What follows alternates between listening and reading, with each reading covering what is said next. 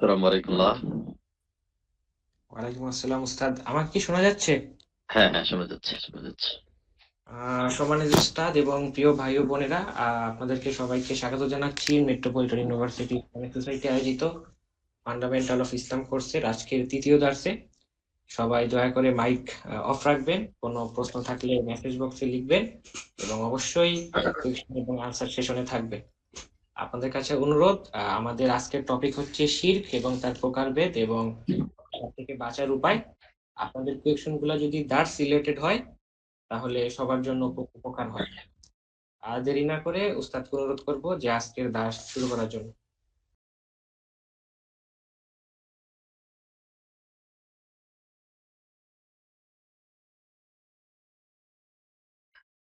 আসসালামু আলাইকুম ওয়া রাহমাতুল্লাহি ওয়া বারাকাতুহু। বিসমিল্লাহির রহমানির রহিম। ওয়ালহামদুলিল্লাহি রাব্বিল আলামিন। والصلاة والسلام على أشرف الأنبياء والمرسلين نبينا محمد وعلى آله وأصحابه أجمعين أما بعد। আমার কথা স্পষ্ট শোনা যাচ্ছে ইনশাআল্লাহ? আমার জি, আলহামদুলিল্লাহ। কথা স্পষ্ট শোনা যাচ্ছে? জি উস্তাদ, শোনা আলহামদুলিল্লাহ। যাচ্ছে। আমরা মহান আল্লাহ সুবহানাহু ওয়া তাআলার শাহী দরবারে লাখো কোটি শুকরিয়া জ্ঞাপন করছি যে আল্লাহ সুবহানাহু ওয়া তাআলা আমাদেরকে দ্বীন ইলম অর্জন করার তৌফিক দান করেছেন। আমরা সবাই বলি আলহামদুলিল্লাহ। একজন ইমানদার বান্দার জন্য দ্বীনি ইলম অর্জন করা অত্যন্ত গুরুত্বপূর্ণ একটি বিষয়। সহিহ বুখারীর একটি হাদিসে বর্ণিত হয়েছে একটি গুরুত্বপূর্ণ ঘটনা। যে ঘটনাটি রাসূলুল্লাহ সাল্লাল্লাহু আলাইহি ওয়াসাল্লাম বলেন যে আগের কালের একজন ব্যক্তি তিনি 99 জন মানুষকে হত্যা করেছিলেন।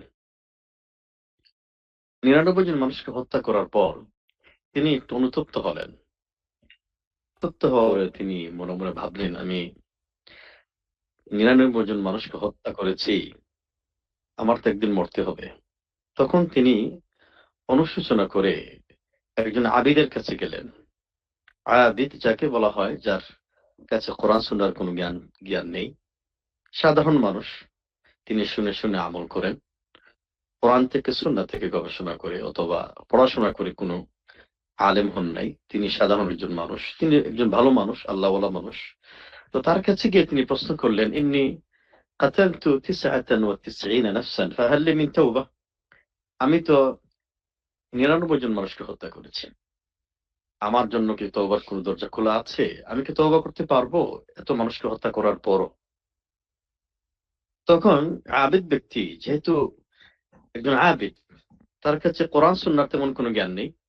তিনি এই বিষয়টি অত্যন্ত বড় করে দেখলেন যে 99 মানুষকে হত্যা করে 99 জন মানুষকে হত্যা করে আবার তওবা করার জন্য আসছে।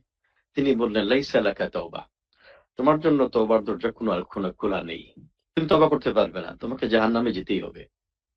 এই কথা শুনে ওই হত্যাকারী মনে, মনে ভাবলো যে আমি এত মানুষকে হত্যা করার পর যেহেতু তওবার দরজা আর খোলা নেই, আমাকে অবশেষে জাহান্নামে যাওয়াই লাগবে।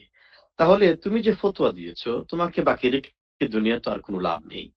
সে সাথে, সাথে ওই আবিদ ব্যক্তিকে, সাধারণ ব্যক্তিকে হত্যা করে ফেলল। একবার সেঞ্চুরি করে ফেলল। তো আগে ছিল 99, এখন 100 মানুষকে হত্যা করল। এই ১০০ জন মানুষকে হত্যা করার পরেও সে মনে, মনে আবার ভাবলো যে আমি ১০০ জন মানুষকে হত্যা করেছি। আসলে এই কাজটা আমার জন্য তো ঠিক হচ্ছে না। আমাকে তো একদিন মরতেই হবে। দেখে না একটু চেষ্টা করে যে আবার কোন তওবার দরজা খোলা আছে কিনা। তখন তিনি ফাযাহাবা ইলা আলিমিন আও ইলা রাহিবিন, তিনি একজন আলেমের কাছে গেলেন, যার কাছে কোরআন সুন্নাহ অর্থাৎ যার কাছে সেই সময়কার ওয়াহীর জ্ঞান ছিল। তিনি গিয়ে বললেন, "ইন্নী কাতালতু মিআতা নাফস ফাহাল লি মিন তাওবাহ?" আমি ১০০ জন মানুষকে হত্যা করেছি। আমার জন্য কি তওবার দরজা খোলা আছে? তখন তিনি বললেন, "মান ইয়ামনাউ বাইনাকা ওয়া বাইনা তাওবাহ?" কে আছে পৃথিবীর মধ্যে তোমার এবং তওবার মাঝখানে প্রতিবন্ধকতা সৃষ্টি করতে পারে? তুমি যতই গুনার কাজ করো না কেন, তুমি যদি মহান আল্লাহর কাছে তওবা করো, মহান আল্লাহ সুবহানাহু ওয়া তাআলা তিনি ক্ষমা করবেন। তারপরে তিনি বললেন, "এক কাজ করো, তুমি যে গ্রামে অবস্থান করছো, এই গ্রামের লোকের অত্যন্ত খারাপ। এটা খারাপ গ্রাম।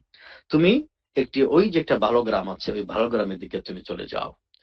তিনি চলে যাচ্ছিলেন মহান আল্লাহর কাছে তওবা করার জন্য। ইতিমধ্যেই রাস্তার মধ্যখানে এসে মালাকুল মউত এসে তার জানটা কবজ করে নিলেন। জানটা কবজ করার পর তার মৃত্যু চলে আসলো। মালাইকাতুল আযাব, আযাবের ফেরেশতারা এসে বলল তাকে জাহান্নামে নিয়ে যাওয়া লাগবে, কারণ 100 জন মানুষকে হত্যা করে এসেছে। আর অন্যদিকে মালাইকাতুর রাহমা, রহমতের ফেরেশতারা এসে বলল ইনি যদিও 100 জন মানুষকে হত্যা করেছে, কিন্তু তিনি তওবা করেছেন, এই জন্য তাকে জান্নাতে নিতে হবে। তো ইতিমধ্যেই দুই শ্রেণীর ফেরেশতাদের মধ্যে বাক বিতণ্ডা শুরু হয়ে গেল, তর্ক বিতর্ক হয়ে গেল। এক শ্রেণীর ফেরেশতারা বললেন আমরা তাকে জাহান্নামে নিয়ে যাওয়া লাগবে, আরেক শ্রেণীর ফেরেশতারা বললেন আমরা তাকে জান্নাতে নিয়ে যাওয়া লাগবে। তো ইতিমধ্যে মহান আল্লাহ সুবহানাহু ওয়া তাআলা তার পক্ষ থেকে একজন রাসূল প্রেরণ করবেন। রাসূল প্রেরণ করে বলবেন যে কাজটি করা যাক, আমরা একটু দেখি যে তিনি 100 জন মানুষকে হত্যা করার পর তিনি তওবা করেছেন, এখন তিনি ভালো গ্রামের দিকে যাচ্ছিলেন। এখন আমরা একটু মাপযোগ করে দেখি, তিনি যদি ভালো গ্রামের নিকটবর্তী হন তাহলে আমরা ফেরেশতারা, রহমতের ফেরেশতারা জান্নাতে নিয়ে যাব। আর যদি মাপযোগ করে দেখি তিনি যদি খারাপ গ্রামের নিকটবর্তী হন তাহলে আমরা তাকে জাহান্নামে নিয়ে যাব।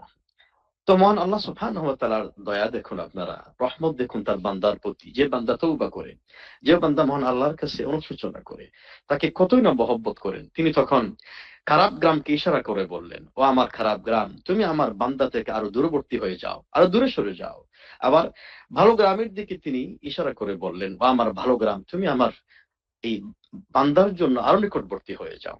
অবশেষে ফেরেশতারা মাপযোগ করে দেখলেন ওই বান্দা ভালো গ্রামের একেবারে নিকটবর্তী হয়ে গিয়েছে।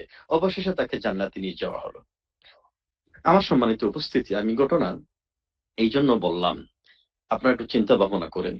ওই ব্যক্তি হত্যা করার পরে একজন আবিদের কাছে আসলো, কিন্তু এই আবিদের কোনো জ্ঞান ছিল না। ওই আবিদের কাছে কোনো ওয়াহির জ্ঞান ছিল না যে হত্যা করলেও যে মহান আল্লাহর কাছে তওবা করলে মহান আল্লাহ রাব্বুল আলামিন তিনি মাফ করে দেন। এমনকি শিরকের গুনাহ করলেও যে মহান আল্লাহ সুবহানাহু ওয়া তাআলাকে কাছে মাফ চাইলে মাফ করে দিন, এই জ্ঞানটুকু তার কাছে ছিল না। যার কারণে সে একজন মানুষকে পদস্খলন করিয়ে একজন মানুষকে জাহান্নামের ফতোয়া দিয়ে দিয়েছিল। কিন্তু অবশেষে যখন একজন আলেমের কাছে গেল, যার কাছে ওয়াহির জ্ঞান ছিল, যার কাছে আল্লাহ প্রদত্ত জ্ঞান ছিল, ওই ব্যক্তি একজন মানুষকে জাহান্নাম থেকে মুক্ত করে জান্নাতের দিকে নিয়ে গেল। আমি এই ঘটনা এই জন্য বললাম যে আমাদের ওয়াহির জ্ঞানের এত প্রয়োজনীয়তা, এত গুরুত্বপূর্ণ। এজন্য ইমাম আহমদ রাহিমাহুল্লাহ তিনি বলছেন আন্নাসু আহওয়াজু ইলাল ইলমি, আন্নাসু আহওয়াজু ইলাল ইলমি মিনাত তাআমি ওয়াশ শারাবি। ইলমের প্রয়োজনীয়তা, ইলমের জরুরিয়ত মানুষের খানাপিনার চাইতে আরো বেশি জরুরি। কারণ মানুষ খানাপিনা দিনে 3 বার গ্রহণ করে, সকালে নাস্তা করে, দুপুরে খাবার গ্রহণ করে, আবার রাত্রিবেলা খাবার গ্রহণ করে। কিন্তু একজন মানুষ প্রতিটি নিঃশ্বাসে প্রশ্বাসে মুহূর্তে মুহূর্তে তার ইলমের প্রয়োজন। খাবারের জন্য ইলমের প্রয়োজন, ব্যবসা বাণিজ্যের জন্য ইলমের প্রয়োজন, কথাবার্তা বলার জন্য ইলমের প্রয়োজন, তারপরে দেশ পরিচালনা, রাজনীতি, অর্থনীতি, প্রতি মুহূর্তে প্রশ্বাসে নিঃশ্বাসে ইলমের প্রয়োজন, ওয়াহির জ্ঞানের প্রয়োজন। তা আমরা আলহামদুলিল্লাহ, আপনারা যারা এই ইসলামী শরিয়ার এই জ্ঞানে সম্পৃক্ত হয়েছেন প্রত্যেককে আন্তরিক মোবারকবাদ জানাই। আল্লাহ সুবহানাহু ওয়া তাআলা আমাদের সবাইকে কোরআন সুন্নাহর সঠিক জ্ঞান অর্জন করার তৌফিক দান করুন। ওয়া মা তাওফীকি ইল্লা বিল্লাহ। আমার সম্মানিত উপস্থিতি, আমরা আমাদের আজকের ইসলামী শরিয়ার ফান্ডামেন্টালস অফ ইসলামের এই তৃতীয় মডিউল নিয়ে আমরা আজকে ইনশাআল্লাহ আলোচনা করার চেষ্টা করব। তো শুরুতেই আমি আমার সম্মানিত দিনী ভাই বোনদের কাছ থেকে একটু প্রশ্ন আকারে একটু জানার চেষ্টা করবো ইনশাআল্লাহ তাআলা। গতকালকে আমরা দ্বিতীয় মডিউল আমরা আলোচনা করেছিলাম। আমি আমার সম্মানিত বন্ধুদের কাছ থেকে জানতে চাই যে গতকালকে আমাদের আলোচনার বিষয়বস্তু ছিল মহান আল্লাহ সুবহানাহু ওয়া তাআলার প্রতি ঈমান, ঈমানের মর্যাদা, ঈমানের ফজিলত এবং ঈমানের প্রকারভেদ নিয়ে আমরা আলোচনা করেছিলাম। তো আমি শুরুতেই আপনাদের কাছ থেকে আমি যে বিষয়টি জানতে চাই, যেখানে আল্লাহর প্রতি ঈমান বলতে কি বোঝায়? আপনাদের মধ্যে একজন একটু বলতে পারেন, আল্লাহর প্রতি ঈমান বলতে কি বোঝায়? জি, একটু বলেন, একজন বলেন। আমি নতুন নতুন ভাইদের কাছ থেকে অংশগ্রহণ চাচ্ছি, কারণ গতকালকে অনেকে শেয়ার করেছেন, আরো অন্যদের কাছ থেকে অংশগ্রহণ কামনা করছি। আল্লাহর প্রতি ঈমান বলতে কি বোঝায়? একজন বলেন।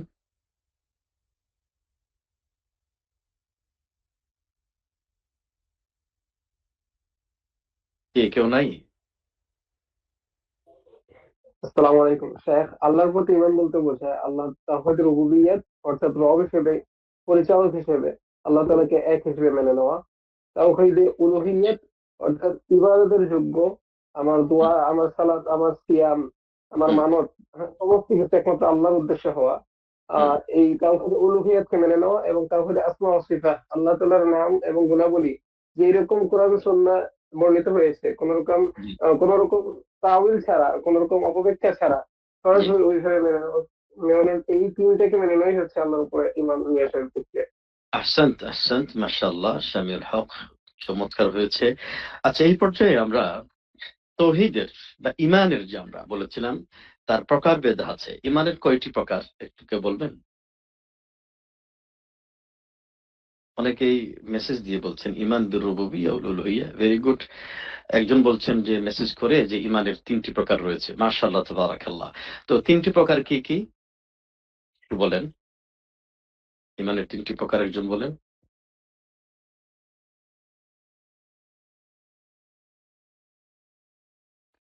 ইমানের ৩টি প্রকার রয়েছে। কি, কি একটু বলতে পারেন? উস্তাদ, ইমান বিল রুবুবিyyah, ইমান বিল উলুহিyyah এবং ইমান বিল আসমা ওয়া সিফাত। মাশাআল্লাহ, তাবারাকাল্লাহ, অত্যন্ত চমৎকার হয়েছে। আচ্ছা, এখন আমি জানতে চাই ইমান বিল রুবুবিয়্যাহ, প্রতিপালনে বিশ্বাস। এই বিষয়টি এক কথায় কে আমাকে বোঝাতে পারবে? ইমান বিল রুবুবিয়্যাহ কাকে বলা হয়? এটা কার কাজ? গতকালকে আমরা এটা আলোচনা করেছিলাম। জি। এটা আল্লাহ সুবহানাহু ওয়া তাআলার কাজ। এটা আল্লাহ সুবহানাহু ওয়া তাআলার কাজ। অর্থাৎ মহান আল্লাহর কাছে বান্দার একত্ববাদ, তৌহিদ, ঈমান প্রতিষ্ঠা করা। মাশাআল্লাহ, তাবারাকাল্লাহ। আচ্ছা, আল্লাহর কাজ কি, কি আল্লাহর কাজ একটু বলেন?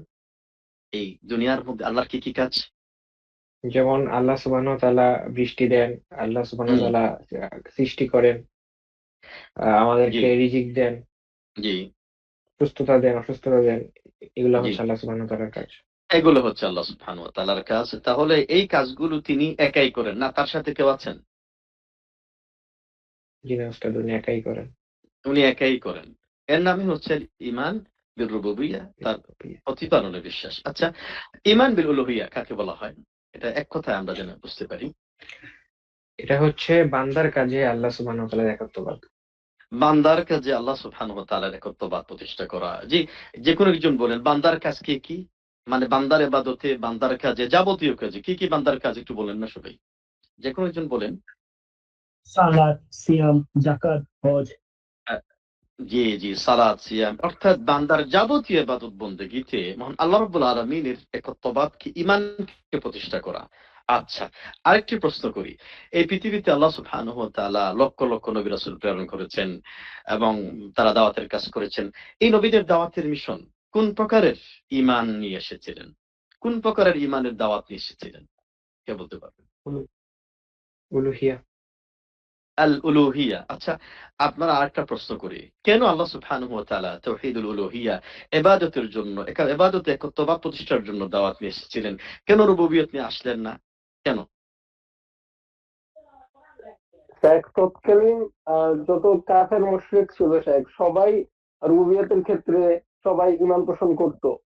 জি, এমনকি শেখ তাদেরকে যখন প্রশ্ন করা হতো তারা এই মূর্তিগুলো কেন ইবাদত করে, কোরআনের মধ্যে এরকম আয়াত আছে, তারা বলেছে যে আমরা তাদের ইবাদত এই কারণেই করি যে তারা আল্লাহর কাছে আমাদের ব্যাপারে সুপারিশ করবে, অর্থাৎ তারা মাধ্যম সাব্যস্তের মাধ্যমে শিরিক করেছে। আচ্ছা, আচ্ছা, আচ্ছা। আচ্ছা, এমনকি আমরা যে আমাদেরকে ওয়াসওয়াসা দেয় ইবলিস, সে কি কোন ঈমানে বিশ্বাস করত? শেখ তাওহীদের রুবিয়ার ক্ষেত্রে তাওহীদ রুবুবিয়্যার ক্ষেত্রে বিশ্বাস করত। এটাই মুমতাজ, মাশাআল্লাহ। তাহলে মূলত নবী রাসূলরা দাওয়াতের মিশন নিয়ে এসেছিলেন, বাস্তবায়ন করে নিয়ে এসেছিলেন। সেটা হলো তাওহীদুল উলুহিয়্যাহ অর্থাৎ ঈমান বিল উলুহিয়্যাহ। বান্দার ইবাদতে মহান আল্লাহ সুবহানাহু ওয়া তাআলার একত্ববাদকে প্রতিষ্ঠা করার জন্যই যুগে, যুগে আল্লাহ সুবহানাহু ওয়া তাআলা প্রেরণ করেছেন। আরেক প্রকারের ঈমান আছে। কে বলতে পারবেন? হুম। আমরা তাওহীদুল রুবুবিয়্যাহ, তাওহীদুল আল উলুহিয়্যাহ মানে ঈমান বির রুবুবিয়্যাহ, ঈমান উলুহিয়্যাহ। এরপরে মহান আল্লাহর উপর বিশ্বাস পরিপূর্ণতা লাভ করার জন্য আরেক প্রকারের ঈমানের কথা আত্মা বলেছিলাম। আল ঈমানু বলেন। আত্মা আল ঈমানু বিল আসমাই ওয়াস সিফাতি। আপনারা একটু সবাই শেয়ার করবেন। শুধু ২-৩ জন না, আরো যারা অন্যান্য যারা আছেন সবাই শেয়ার করবেন। দেখবেন এটা আল ইলমু বিত তাআল্লুমি, বারবার শেয়ার করা, বারবার রিপিট করা। রাসূলুল্লাহ সাল্লাল্লাহু আলাইহি ওয়াসাল্লাম একটি কথা ৩ বার বলতেন। কারণ কি? যাতে আপনাদের এর মধ্যে এটা গেঁথে যায়। এই জন্য আমি বিষয়গুলো বারবার রিপিট করছি ইনশাআল্লাহ। তো 3 নম্বর প্রকার হচ্ছে আল ইমান বিল আসমাই ওয়াস সিফাতি। ইমান বিল আসমাই সিফাতি এর মানেটা কি? এর ব্যাখ্যাটা কি? একজন বলেন। আল্লাহর সুন্দর নাম ও আল্লাহর গুণাবলীতে বিশ্বাস। মাশাআল্লাহ। আল্লাহর সুন্দর, সুন্দর নাম এবং আল্লাহর গুণাবলীতে বিশ্বাস করা। আচ্ছা, আল্লাহ সুবহানাহু ওয়া তাআলার নাম কয়টি? 99টি। 91টি। 99টি নাম হাদিসে বা কোরআনের মধ্যে উল্লেখিত হয়েছে। এছাড়াও আরো কিছু আল্লাহর নাম আছে। অন্য একটা হাদিসের মধ্যে আমরা বলেছিলাম। আচ্ছা, আল্লাহর যে গুণাবলী আছে কোরআন কারীমে আল্লাহর গুণাবলী সম্পর্কে তিনি আরশে আজিমের উপরে আছেন, তার হাতের কথা, তার চোখের কথা, হাদিসে তার পায়ের কথা আসছে। এই সমস্ত সিফাতের বৈশিষ্ট্যের এই সম্পর্কে আকীদাতু আহলুস সুন্নাতের ওয়াল জামাআতের আকীদা বিশ্বাসটা কি? কে বলতে পারবেন? এগুলোকে কোনো ধরনের ব্যাখ্যা ছাড়া যেমন আছে তেমন আমরা এটাকে এভাবে বিশ্বাস করব। মাশাআল্লাহ। কোন ধরনের তাউইল, তাহরিফ, তাতিল, তাশবীহ কোন ধরনের সাদৃশ্য করা ছাড়া, অপব্যাখ্যা ছাড়া, অস্বীকার করা ছাড়া আমরা এটাকে আ বিকৃতি ছাড়া আমরা এটাকে বিশ্বাস করব। আচ্ছা, এক্ষেত্রে ইমাম মালিক রাহিমাহুল্লাহর একটা ঘটনা উল্লেখ করেছিলাম যে আসমা সিফাতের ক্ষেত্রে আমাদের মূলনীতিটা হবে ইমাম মালিক রাহিমাহুল্লাহর এই বক্তব্যটা। এই বক্তব্যটা কে বুঝিয়ে আমাকে বলতে পারবেন? উনি বলছিলেন অনেকটা এরকম যে এইসব বিষয়ে যেমন আল্লাহ সুবহানাহু ওয়া তাআলা কোথায় যখন জিজ্ঞেস করা হয়েছিল উনি বলছে যে আরশের উপরে। হুম, যখন জিজ্ঞেস করা হয়েছিল কিভাবে উনি বলছেন হুম, যে এটা অজানা, মানে হুম, এতে ঈমান রাখা ওয়াজিব আর হুম। এই ব্যাপারে প্রশ্ন করা বিদআত। মাশাআল্লাহ, মাশাআল্লাহ। আলহামদুলিল্লাহ। জাযাকুমুল্লাহ খাইরান, বারাকাল্লাহু ফিকুম ওয়া নাফা'a বিইলমিকুম আল ইসলাম ওয়াল মুসলিমিন। মহান আল্লাহ সুবহানাহু ওয়া তাআলা আপনাদের ইলমে, আপনাদের আমলে আল্লাহ রাব্বুল আলামিন বারাকা দান করুন। মহান আল্লাহর কাছে এই দোয়াই করি। এখন আজকে আমরা সরাসরি যেহেতু আমাদের এই বিষয়গুলি আশা করছি বাকি অন্যান্য যারা এই আজকের আ এই দার্সে শরীক হয়েছেন সবাই ইনশাআল্লাহ এই বিষয়টি আমি বিশ্বাস করি সবার কাছে এই বিষয়টি ক্লিয়ার আছে ইনশাআল্লাহ। তারপরেও আপনারা একটু পড়াশোনা করবেন আরো ক্লিয়ার হয়ে যাবে ইনশাআল্লাহ। আজকে আমাদের বিষয়বস্তু হচ্ছে শিরকের পরিচয়, শিরকের সূচনা বা জন্ম কোন সময় থেকে হয়েছে, শিরকের প্রকারভেদ, শিরকের ভয়াবহতা এবং তা থেকে বাঁচতে আমাদের মুসলমান হিসেবে আমাদের করণীয়। এই বিষয়টি নিয়ে আমরা আলোচনা করব ইনশাআল্লাহ। তো এই বিষয়টির মাধ্যমে, এই মডিউলের মাধ্যমে আমরা অধ্যয়ন করে আমরা এই বিষয়গুলি জানতে পারবো ইনশাআল্লাহ তাআলা। এজন্য আমি যে বিষয়গুলো আমরা শিখতে পারবো, জানতে পারবো, প্রথমেই শিরকের পরিচয় সম্পর্কে জানতে পারবো। শিরকের সূচনা কোথা থেকে হয়েছে, কোন জমানা থেকে হয়েছে, জন্ম কোথা থেকে হয়েছে, শিরকের গোড়ার ইতিহাস এ সম্পর্কে আমরা জানতে পারবো ইনশাআল্লাহ। এই মডিউল অধ্যয়ন করে আমরা ২ নম্বর বিষয় শিরকের প্রকারভেদ সম্পর্কে জানতে পারবো এবং এই শিরকের ভয়াবহ পরিণতি সম্পর্কে আমরা জানার চেষ্টা করব। ৩ নম্বর হচ্ছে শিরকে আকবার এবং আসগরের মধ্যে কি পার্থক্য রয়েছে। এই পার্থক্য সম্পর্কে আমরা জানতে পারবো ইনশাআল্লাহ তাআলা। এবং সর্বশেষ যে মহা এই বড় গুনাহ, সবচেয়ে বড় গুনাহ, মারাত্মক যে গুনাহ, এই গুনাহ থেকে বিশেষ করে শিরক থেকে বাঁচতে আমাদের কি করণীয়, এই করণীয় সম্পর্কে আলোচনা করি আজকের আলোচনার ইতি টানবো ইনশাআল্লাহ তাআলা। তো মহান আল্লাহর কাছে তৌফিক কামনা করে আমাদের প্রথম পয়েন্টে আমরা আলোচনা শুরু করি ইনশাআল্লাহ তাআলা।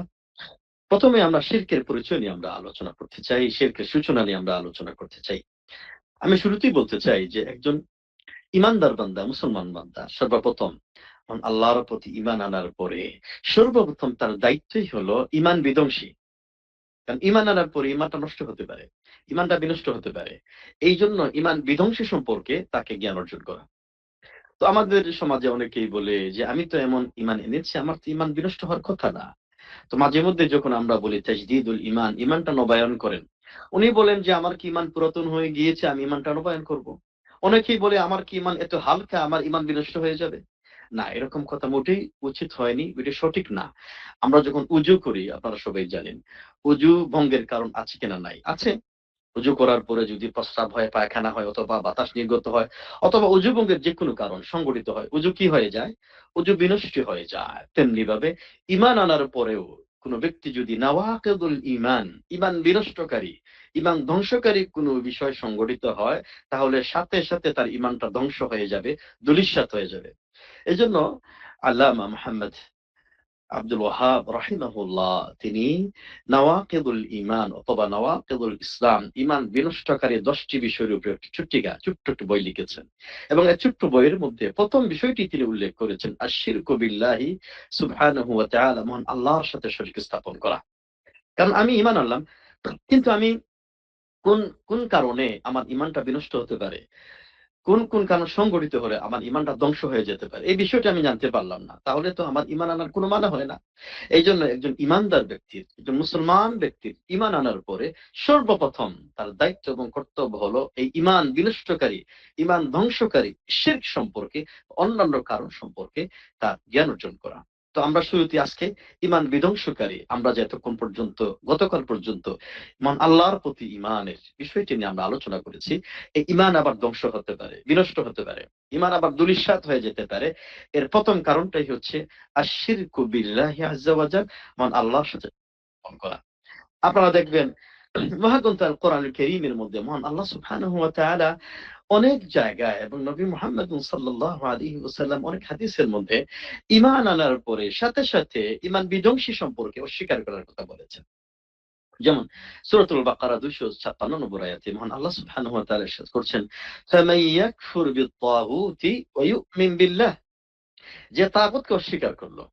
তো তাগুতের মধ্যে সবচেয়ে বড় তাগুত হচ্ছে শিরকু বিল্লাহি আযজা ওয়া জাল, আল্লাহর সাথে শরীক স্থাপন করা, কুফরি করা, শয়তানের আনুগত্য করা।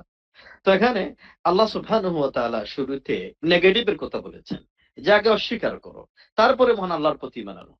আপনারা একটু খেয়াল করবেন, আমার কাছে যদি এই 1 গ্লাস ভর্তি পানি আছে এখানে, এখন যদি আমি আরেকটি আরেক গ্লাস পানি যদি এখানে আমি ভর্তি করি, তাহলে আমাকে আমাকে আগে কি করতে হবে?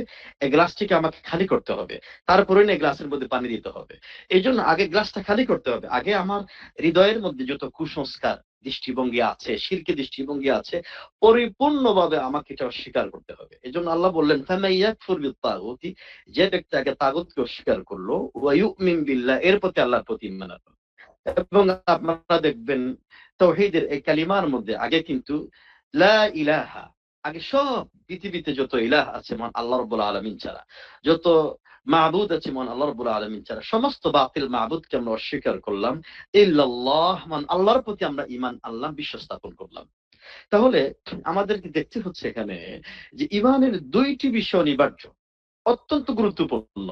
একটি হলো নেগেটিভ, আরেকটি হলো পজিটিভ।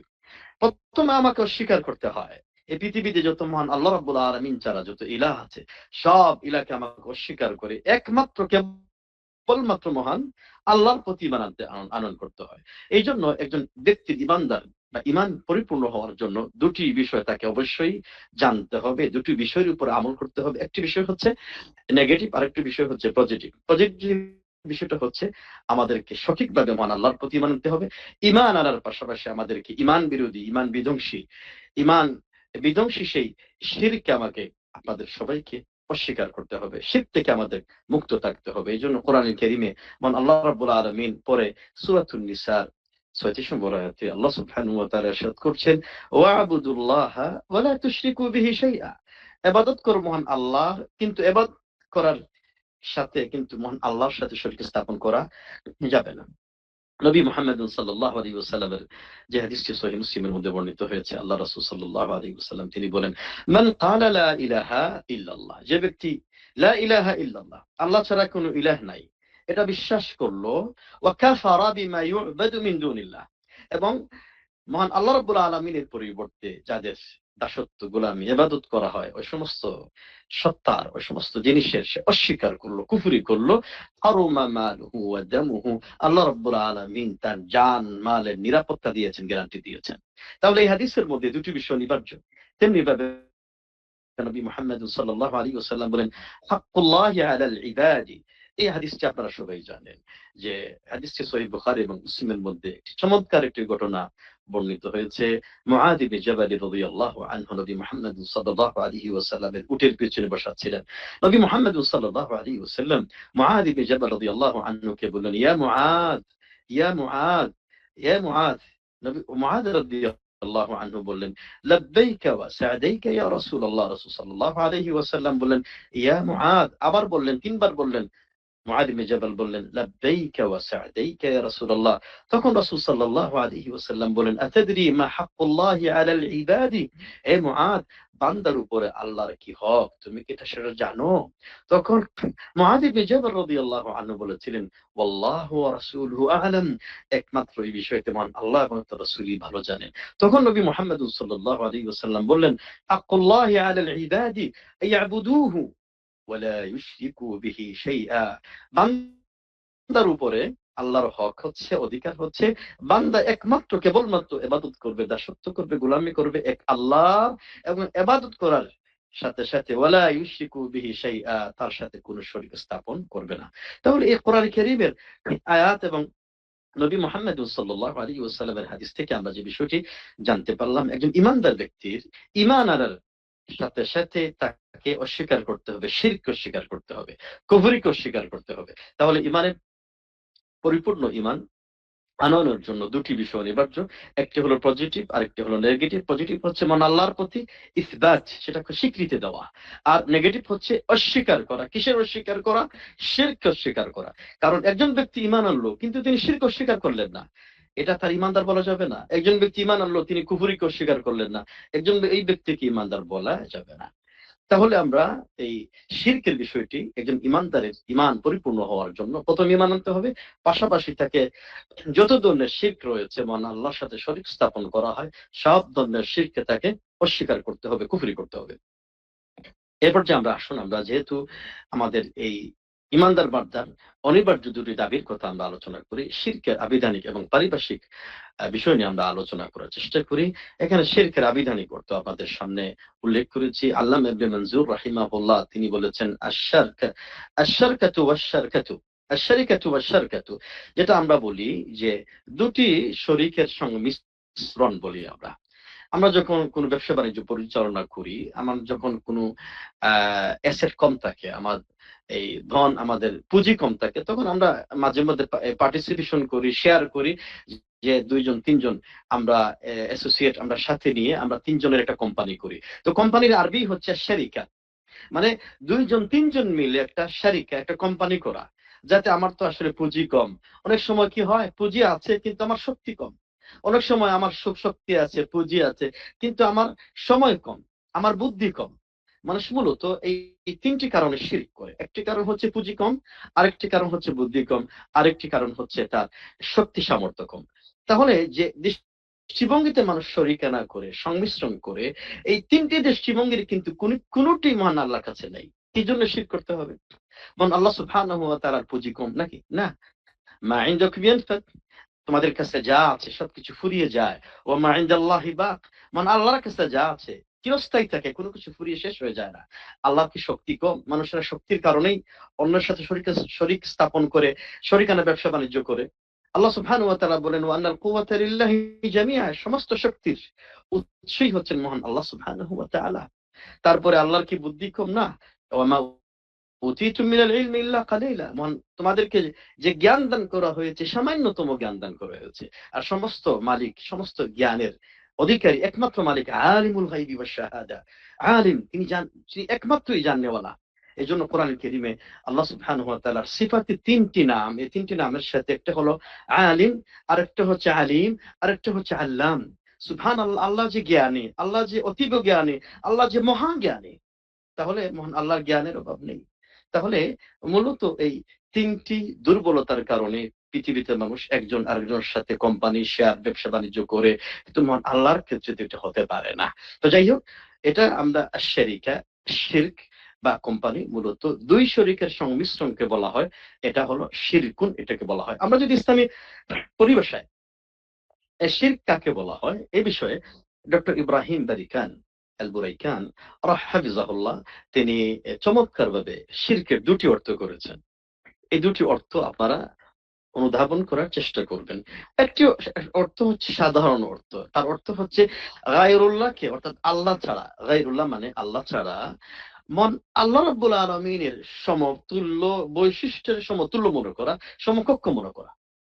যেমন আল্লাহ সুবহানাহু ওয়া তাআলা তিনি সৃষ্টিকর্তা, অন্য কোন সত্তাকেও মন আল্লাহর মতো সমতুল্য সৃষ্টিকর্তা মনে করা। যেমন মন আল্লাহ রাব্বুল আলামিন পৃথিবী নিয়ন্ত্রণ করেন, পরিচালনা করেন, অন্য কোন সত্তাকে মন আল্লাহর ছাড়া তাকেও সমমান মনে করা, যেটাকে একটু আগে আমরা আলোচনা করেছি গতকাল। পালনে ঈমান আনা, তাওহীদুর রুবুবিয়্যাহ, অর্থাৎ মহান আল্লাহ রাব্বুল আলামিন লালনকারী, পালনকারী, সৃষ্টিকর্তা, লালনকর্তা, নিয়ন্ত্রক। তখন আমি যদি কোনো ব্যক্তিকে, সত্তাকে মহান আল্লাহর পাশাপাশি মহান আল্লাহর সাথে আল্লাহর মতো আরেকজনকে মহান আল্লাহর মতো মনে করি, এটা এক ধরনের তাওহীদ আশ-শিরকু ফি আল ঈমান, শিরকু ফি আর রুবুবিয়্যাহ, মহান আল্লাহর সাথে প্রতিপালনে আমরা শরীক স্থাপন করে ফেললাম। শিরকের আরেকটি অর্থ মহান আল্লাহর পাশাপাশি গায়রুল্লাহকে উপাস্য হিসাবে, মান্যবর হিসাবে গ্রহণ করা। এটা আমরা বলতে পারি আল ঈমান ফি আল উলুহিয়্যাহ, মানে ইবাদতের মধ্যে যে ঈমানের কথা বললাম। এখন একজন ব্যক্তি, আমরা সালাত আদায় করছি, রুকু করছি, সেজদা করছি, মান্নত করছি, কুরবানি করছি মহান আল্লাহর জন্য। আর এই কাজটুকু বান্দার কাজ। তো এই কাজটুকু বান্দার কাজের মধ্যে মূলত মহান আল্লাহ রাব্বুল আলামিনকে কর্তব্যবাদ হিসেবে সাব্যস্ত করা। এখন কোন ব্যক্তি যদি মহান আল্লাহ রাব্বুল আলামিনকে সেজদা করার পাশাপাশি সে মাজারে গিয়ে মহান আল্লাহর মতোই আরেকজনকে সেজদা করলো, মহান আল্লাহ রাব্বুল আলামিনের মান্নত করার নামে মান্নত করার কথা সে আল্লাহর নামে মান্নত করে, পাশাপাশি সে শাহজালালের মাজারের নামেও মান্নত করে, অন্য কোনো মাজারের নামেও মান্নত করে, বা অন্য কোনো কিছুর সামনে সে মাথা নত করে, এটাও এক ধরনের শিরক। তাহলে আমরা আগের আলোচনার সাথে একটু মিলিয়ে আমরা যদি একটা আলোচনা বুঝতে পারি, সেটা হচ্ছে যে মহান আল্লাহ রাব্বুল আলামিনের রুবুবিয়্যতে মহান আল্লাহর কাজে কাউকে শরীক স্থাপন করা, অথবা দ্বিতীয় বিষয় মহান আল্লাহ সুবহানাহু ওয়া তাআলা যে ইবাদত বন্দেগী ফরজ করেছেন আমাদের উপরে, যাবতীয় ইবাদতের মধ্যে মহান আল্লাহর পাশাপাশি অন্য কাউকেও মহান আল্লাহর মতো ইবাদত করা, মান্যবর হিসাবে গ্রহণ করা, উপাস্য হিসাবে গ্রহণ করা, বা মাহবুদ হিসাবে গ্রহণ করা, এটাও শিরক। আশা করি আপনারা শিরকের বিষয়টি অনুধাবন করতে পেরেছেন, এবং এই সেই শিরকের উদাহরণ, তার প্রমাণ, তার দলিল কোরআন এবং সুন্নাহর মধ্যে আমি এই দুটি প্রমাণ উল্লেখ করেছি। যে সূরাতুল বাকারার 22 নম্বর আয়াতে মহান আল্লাহ সুবহানাহু ওয়া তাআলা ইরশাদ করেছেন, ফালা তাজআলু লিল্লাহি আনদাদান ওয়া আনতুম তা'লামুন, তোমরা জেনে শুনে মহান আল্লাহর সাথে, জেনে শুনে কাউকে মহান আল্লাহর সমতুল্য, সমকক্ষ বানাবে না, বানানো যাবে না, বানাবে না। তো আল্লাহ সুবহানাহু ওয়া তাআলা এখানে বলছেন আনদাদান, নিদ্দুন এক বচন, অর্থাৎ সমতুল্য করা, অর্থাৎ মানে অতুলনীয় করা। তো আল্লাহ সুবহানাহু ওয়া তাআলা এখানে বলে দিলেন, ফালা তাজআলু লিল্লাহি আনদাদান, তোমরা জেনে শুনে মহান আল্লাহর সমতুল্য কাউকে মনে করো না। নবী মুহাম্মদ সাল্লাল্লাহু আলাইহি ওয়াসাল্লাম কে প্রশ্ন করা হয়েছে যে সাআলতু রাসূলুল্লাহ সাল্লাল্লাহু আলাইহি ওয়াসাল্লাম আইয়ু যামবি ইনদাল্লাহি আকবার, আল্লাহর কাছে সবচেয়ে বড় গুনাহ, সবচেয়ে বড় পাপের নামটি কি? তখন রাসূল সাল্লাল্লাহু আলাইহি ওয়াসাল্লাম বলেছিলেন, আন তাজআলা লিল্লাহি নিদ্দান ওয়া হুয়া খালাকাক, যিনি তোমাকে সৃষ্টি করেছেন ওই রবের সাথে তুমি অন্য কাউকে সমতুল্য, সমকক্ষ মনে করা। তাহলে কোরআন এবং হাদিস থেকে বুঝেই যাচ্ছে আল্লাহর সমতুল্য মনে করা, আল্লাহ রাব্বুল আলামিনের যে কাজে অন্য কাউকে সমমান মনে করা, মহান আল্লাহ সুবহানাহু ওয়া তাআলা যে ইবাদত বন্দেগী আমার উপরে ফরজ করেছেন, এই ইবাদতের ক্ষেত্রে আল্লাহর পাশাপাশি অন্য কোন সত্তাকে, সেটা পীর হতে পারে, সেটা জিন হতে পারে, সেটা রাসূল হতে পারে, সেটা মাজার হতে পারে, বা সেটা ফেরেশতা হতে পারে, সেটা গাছপালা হতে পারে, মূর্তি হতে পারে, সেটা পাথর হতে পারে, সূর্য হতে পারে, সেটা চন্দ্র হতে পারে, সেটা তারকারাজি হতে পারে, যে কোনো কিছুকে আল্লাহর মতো ক্ষমতাবর মনে করে তার ইবাদত করা, এটার নামই হচ্ছে শিরক। সুতরাং আমরা এখানে যে বিষয়টি বলতে পারি যে আল্লাহ সুবহানাহু ওয়া তাআলার সাথে কেউ যদি সাহায্যকারী মনে করে, যেমন আল্লাহর মতো আরেকজন, আল্লাহ সুবহানাহু ওয়া তাআলার এই পৃথিবীটাকে আরেকজন নিয়ন্ত্রণ পালন করছেন, তাহলে সে কি হয়ে গেল? মুশরিক হয়ে গেল। তেমনি ভাবে কেউ যদি মনে করে আল্লাহ সুবহানাহু ওয়া তাআলার যে ইবাদত বন্দেগী আমরা করছি, সালাত আদায় করছি, মাথা নত করছি, রুকু করছি, কুরবানি মান্নত করছি, তেমনি ভাবে মহান আল্লাহর মতোই অন্য কারোর জন্য এরকম ইবাদত করা যায় বা মাথা নত করা যায়, তাহলে ওই ব্যক্তিও মুশরিক হয়ে গেল। তেমনি ভাবে আল্লাহ রাব্বুল আলামিনের যে সুন্দর সুন্দর নাম রয়েছে, গুণাবলী রয়েছে, কেউ যদি মনে করে আল্লাহর মতো পৃথিবীতে আর অন্য কোন সত্তার আল্লাহর মতো এরকম ক্ষমতাবান, আল্লাহর মতো এরকম গুণাবলী অধিকার রয়েছে, তাহলেই ওই ব্যক্তি আল্লাহর এই গুণাবলীর সাথে শিরক করার কারণে অথবা কুফরি করার কারণে প্রথমে সে মুশরিক হয়েছে, আর কুফরি করার কারণে সে কাফির হয়ে গিয়েছে। আশা করি আপনারা এই বিষয়টি বুঝতে পেরেছেন। এই পর্যায়ে আমরা আমরা এই শিরকের সূচনা নিয়ে আমরা আলোচনা করতে চাই, শিরকের ইতিহাস নিয়ে আমরা আলোচনা করতে চাই, শিরকের জন্ম নিয়ে আলোচনা করতে চাই। কোথা থেকে এই পৃথিবীর এই ইতিহাসে এই দুনিয়ার মধ্যে সর্বপ্রথম শিরকের সূচনা হয়েছে। তবে আমরা শিরকের এই সূচনা, এই শিরকের ইতিহাস নিয়ে আলোচনা করার পূর্বে আদম আলাইহিস সালাতু ওয়াস সালাম থেকে শুরু করে এই পৃথিবীর মানুষের আকীদা, এই পৃথিবীর মানুষের ঈমান কেমন ছিল এই বিষয়টি নিয়ে একটু আমরা আলোচনা করি। এখানে একটি আয়াত আপনাদের সামনে উল্লেখ করেছি যে সূরাতুল আরাফের 172 নম্বর আয়াত। এই আয়াতের মধ্যে আল্লাহ সুবহানাহু ওয়া তাআলা আলাম আরওয়াহের কথা বলছেন, যে আলামের রূহের জগতের কথা বলছেন। তো আল্লাহ সুবহানাহু ওয়া তাআলা তিনি বলছেন ওয়াইদ আখাযা রাব্বুকা মিন বানি আদম মিন যুহুরিহিম যুররিয়াতাহুম, স্মরণ করুন হে নবী মুহাম্মদ সাল্লাল্লাহু আলাইহি ওয়াসাল্লাম, আপনার রব যখন আদমের পিঠ থেকে তার সন্তানদেরকে বের করেছিলেন। সুবহানাল্লাহ, সহিহ বুখারীর মধ্যে আসছে যে আল্লাহ রাব্বুল আলামিন যখন আদম আলাইহিস সালাতু ওয়াস সালামকে সৃষ্টি করেছিলেন তখন আল্লাহ সুবহানাহু ওয়া তাআলা আদম আলাইহিস সালাতু ওয়াস সালামের পিঠের উপরে এভাবে মাসে করেছিলেন, হাত বুলিয়েছিলেন। তো আদমের পিঠ থেকে আল্লাহ সুবহানাহু ওয়া তাআলা দুনিয়ার শুরু থেকে শুরু করে নিয়ে কিয়ামত পর্যন্ত যত সন্তানাদি পৃথিবীর মধ্যে আগমন করবে সবাই আদম আলাইহিস সালাতু ওয়াস সালামের সামনে চলে এসেছিলেন।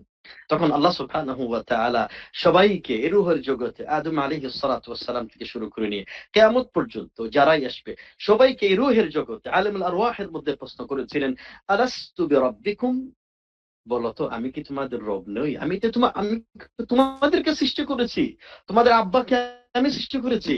সবাই বলো আমি কি তোমাদের রব নই? আমি কি তোমাদের ইলাহ নই, মাবুদ নই?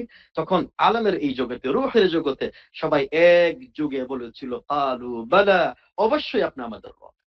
তাহলে এই পৃথিবীর সকল মানুষ কিন্তু সুবহানাল্লাহ, এই পৃথিবীর আদম আলাইহিস সালাতু ওয়াস সালাম থেকে শুরু করে নিয়ে একবার কিয়ামত পর্যন্ত যত মানুষ আসবে সবাই এ রূহের জগতে আল্লাহ রাব্বুল আলামিনের উপরে তাওহীদুর রুবুবিয়্যাহ, তাওহীদুল উলুহিয়্যাহ, তাওহীদুল আসমাই ওয়াস সিফাত সব প্রকারের ঈমানের বিশ্বাস স্বীকৃতি দিয়েই কিন্তু এই পৃথিবীর মধ্যে আগমন করেছে। কেউ কিন্তু মহান আল্লাহ রাব্বুল আলামিনকে অস্বীকার করেনি। এই পৃথিবীর মধ্যে শত কোটি কোটি মানুষ রয়েছে, কেউ খ্রিস্টান, কেউ আল্লাহকে অস্বীকার করছে, কেউ কুফরি করছে, কেউ নাস্তিক হয়ে যাচ্ছে। কিন্তু এই রূহের জগতে এরকম এই সকল মানুষেরা কিন্তু মহান আল্লাহ রাব্বুল আলামিনের উপরে বিশ্বাস নিয়েই পৃথিবীর মধ্যে জন্মগ্রহণ করেছে। এর ব্যাখ্যা আপনারা দেখেন পরবর্তী হাদিসের মধ্যে, সহিহ বুখারী এবং মুসলিম হাদিসের মধ্যে বর্ণিত হয়েছে। আল্লাহ রাসূল সাল্লাল্লাহু আলাইহি ওয়াসাল্লাম তিনি বললেন, কুল্লু মাউলুদিন ইউলাদু আলাল ফিতরাহ, প্রত্যেক নবজাতক, প্রত্যেক শিশু ইউলাদু আলাল ফিতরাহ, ফিতরতের উপরে, প্রকৃতি ধর্ম উপরে, স্বভাবজাত ধর্মের উপরে। স্বভাবজাত ধর্মের নাম কি? স্বভাবজাত ধর্মের নামই হলো ইসলাম। স্বভাবজাত ধর্মের নামই হলো ঈমান। অর্থাৎ পৃথিবীতে যত মানুষ ঈমানের উপর জন্মগ্রহণ করে, আজকে মনে করেন পৃথিবীতে প্রায় 850 কোটি মানুষ রয়েছে। এই 850 কোটি মানুষের মধ্যে 200-250 কোটি মুসলমান হতে পারে। এর বাহিরে 600 কোটি বা 550 কোটি মানুষ কিন্তু কাফির বেঈমান রয়েছে। এই প্রত্যেক কাফির বেঈমানের ঘরে যখন পৃথিবীর কোনো মানুষ সন্তান জন্মগ্রহণ করে, সে খ্রিস্টান হোক, ইহুদি হোক, বৌদ্ধ হোক, নাসারা হোক, হিন্দু হোক, অগ্নিপূজক হোক, যারাই হোক, প্রত্যেক নবজাতক কিন্তু জন্মগ্রহণ করে বিশ্বনবী মুহাম্মদুন সাল্লাল্লাহু আলাইহি ওয়াসাল্লামের ভাষ্য অনুযায়ী ইসলামের উপরে, ঈমানের উপর জন্মগ্রহণ করে। কেননা এর আগে রূহের জগতে সবাই কিন্তু মহান আল্লাহ রাব্বুল আলামিনের উপরে বিশ্বাস নিয়েই, ঈমানের বিশ্বাস নিয়েই, তাওহীদের বিশ্বাস নিয়েই তারা পৃথিবীর মধ্যে আগমন করেছে, সেখানে সাক্ষী দিয়েছিল। তো আপনারা বলবেন তাহলে এই পৃথিবীতে ঈমানের উপর জন্মগ্রহণ করে কেন সে খ্রিস্টান হয়, কেন সে মুসলমান হয়, কেন সে আবার হিন্দু হয়, কেন সে আবার নাস্তিক হয়, কেন সে আবার কাফির হয়, কেন সে আবার অগ্নিপূজক হয়? এই জন্য হয় রাসূল সাল্লাল্লাহু আলাইহি ওয়াসাল্লাম বললেন, ফাআবাওয়াহু ইউহাউইদানিহি আও ইউনাসসিরানিহি আও ইউমাজ্জিসানিহি। হিন্দু হওয়ার কারণ, অমুসলিম হওয়ার কারণই হচ্ছে তার পিতা, যেহেতু পিতা হিন্দু ধর্মের ঘরে জন্মগ্রহণ করে, খ্রিস্টানের জন্মগ্রহণ করে, পিতা হিন্দু হওয়ার কারণে, তার প্রভাবের কারণে সে হিন্দু হয়ে যায়। পিতা খ্রিস্টান হওয়ার কারণে, ইহুদি হওয়ার কারণে, বৌদ্ধ হওয়ার কারণে, অমুসলিম হওয়ার কারণে, পিতা মাতার ধর্মের প্রভাবের কারণে সেও কি হয়ে যায়? ওই পথে পরিচালিত হয়। কিন্তু আমি মূলত তাদেরকে পৃথিবীর মধ্যে আগমন করিয়েছিলাম সত্যিকার ইমানদার বান্দা হিসাবে। এই জন্য হাদিসে কুদসির মধ্যে বর্ণিত হয়েছে, আল্লাহ রাসূল সাল্লাল্লাহু আলাইহি ওয়াসাল্লাম তিনি অত্যন্ত, এই হাদিসটা হলো হাদিসে কুদসি, এবং তিনি আল্লাহ সুবহানাহু ওয়া তাআলার পক্ষ থেকে মহান আল্লাহ রাব্বুল আলামিন বলেছেন, ইন্নী খালাকতু ইবাদি হুনাফা, ইন্নী খালাকতু ইবাদি হুনাফা কুল্লিহিম, আমি এই পৃথিবীর সব বান্দাদেরকে একনিষ্ঠ ঈমানের উপর সৃষ্টি করেছিলাম। কিন্তু খুবই সমস্যাটা হচ্ছে ওয়া ইন্নাহুম আতাতহুম আশ-শায়াতিনু ফাজতালাতহুম আন দীনিহি, কিন্তু শয়তান এসে আমার এই বান্দাদেরকে আমার দিন থেকে বিচ্যুত করে দিয়ে দিয়েছে। তাহলে বোঝাই যাচ্ছে যে প্রতিটি মানুষ ইসলামের উপরে ঈমানের উপরে জন্মগ্রহণ করে, তার স্বভাবজাত ধর্ম, তার প্রকৃতি, তার এই জন্মের মধ্যে ঈমান আছে। ঈমান আছে এজন্য বালেগ হওয়ার পূর্বে যখন কোনো বাচ্চা মারা যাবে, নাবুজ হওয়ার পূর্বে, তখন ওই বাচ্চাগুলি যেই ধর্মের হোক না করে সে জান্নাতে যাবে ইনশাআল্লাহ তাআলা। আমার সম্মানিত উপস্থিতি উপস্থিত আজকে যারা শিক্ষার্থী বন্ধুরা, তাহলে প্রশ্ন আসতে পারে, তাহলে এই পৃথিবীর ইতিহাসে শিরকের জন্ম কোথা থেকে হলো? কোথা থেকে এই শিরক সূচনা হলো, শুরু হলো? এই কথাটি মহান আল্লাহ সুবহানাহু ওয়া তাআলা কোরআনুল কারীমের সূরাতুল বাকারার 213 নম্বর আয়াতে মহান আল্লাহ সুবহানাহু ওয়া তাআলা তিনি ঘোষণা করেছেন। এটা বিষয়টি আমাদের জানান দিয়ে দিয়েছেন। মহান আল্লাহ সুবহানাহু ওয়া তাআলা বলছেন, কানান নাসু উম্মাতান ওয়াহিদা, এই পৃথিবীর সকল মানুষেরা আদম আলাইহিস সালাতু ওয়াস সালাম থেকে শুরু করে উম্মাতান ওয়াহিদা, এক ঈমানের উপরে ছিল, এক উম্মত ছিল, এক বিশ্বাসের উপরও ছিল। সে বিশ্বাসটা কি ছিল? ওই যে কোরআন কারীমের আগের আয়াত এবং নবী মুহাম্মদ সাল্লাল্লাহু আলাইহি ওয়াসাল্লামের সুন্নাহর মধ্যে বর্ণিত হয়েছে, প্রত্যেক নবজাতিক তারা জন্মগ্রহণ করে ইসলামের উপরে, ঈমানের উপরে। সবাই ছিল ঈমানের উপরে, তাওহীদের উপর, এক জাতি ছিল। অন্য কোন জাতি ছিলই না পৃথিবীর মধ্যে। অতঃপর আল্লাহ সুবহানাহু ওয়া তাআলা কি প্রেরণ করলেন? ফাবাআস আল্লাহু নাবিয়্যিনা মুবাশশিরিনা ওয়া মুনযিরিনা।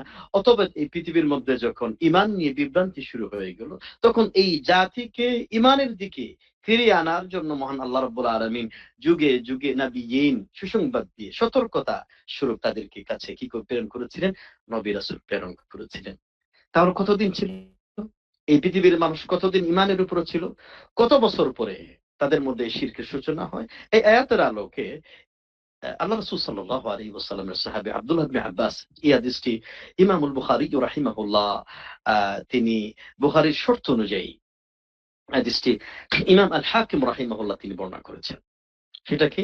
সেটা হচ্ছে আব্দুল্লাহ ইবনে আব্বাস রাদিয়াল্লাহু আনহুমা এই আয়াতের তাফসীরের ব্যাখ্যা তিনি বলেছেন, কানা ইবনু আদম ونوح 10 قرون كلهم على الإسلام।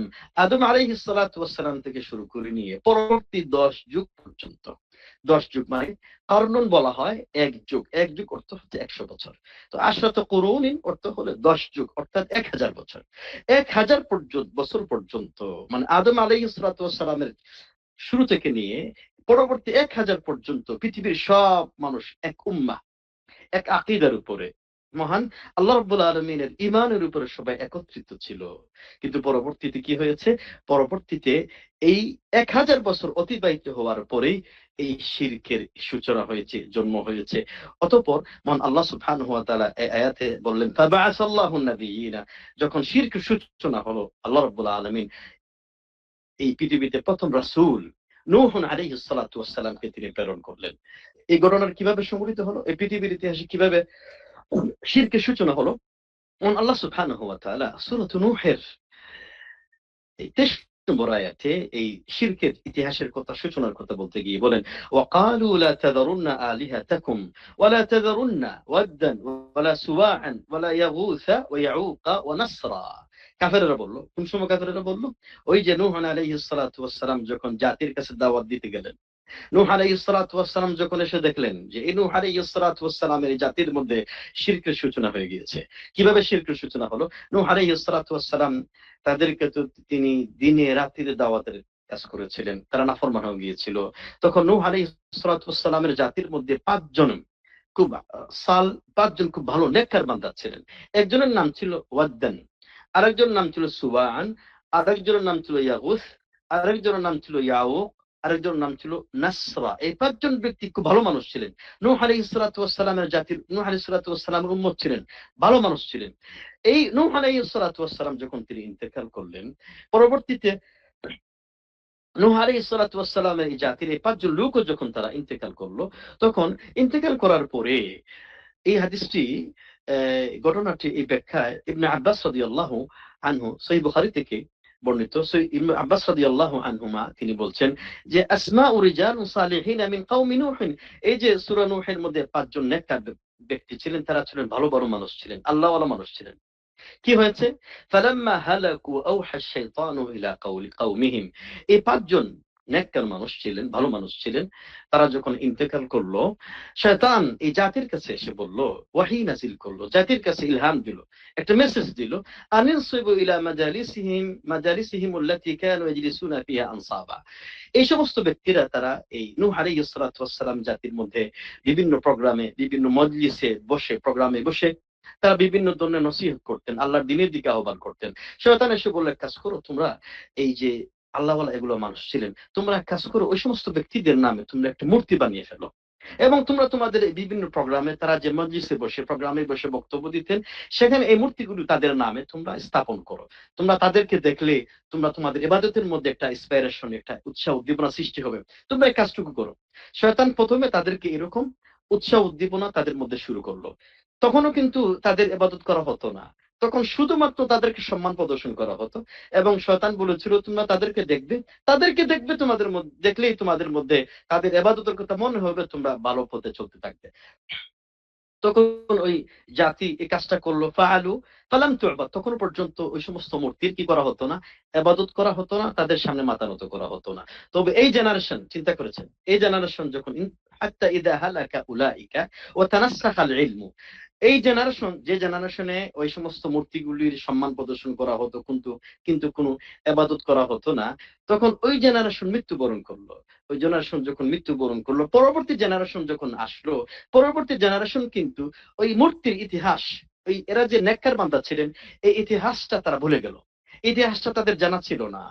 সাথে সাথে উবিদাত, না জানার কারণে আস্তে আস্তে ধীরে ধীরে ওই মূর্তিগুলি এই পৃথিবীর ইতিহাসে, এই মূর্তিগুলির ইবাদত করার মাধ্যমে এই 5 জন মূর্তিগুলি, এই 5 জন নেককার বান্দার সামনে তারা মাথা নত করলো, সেজদা করা শুরু করে দিয়ে দিল, মান্নত করা শুরু করে দিয়ে দিল, তাদের কাছে সাহায্য কামনা করা শুরু করে দিয়ে দিল।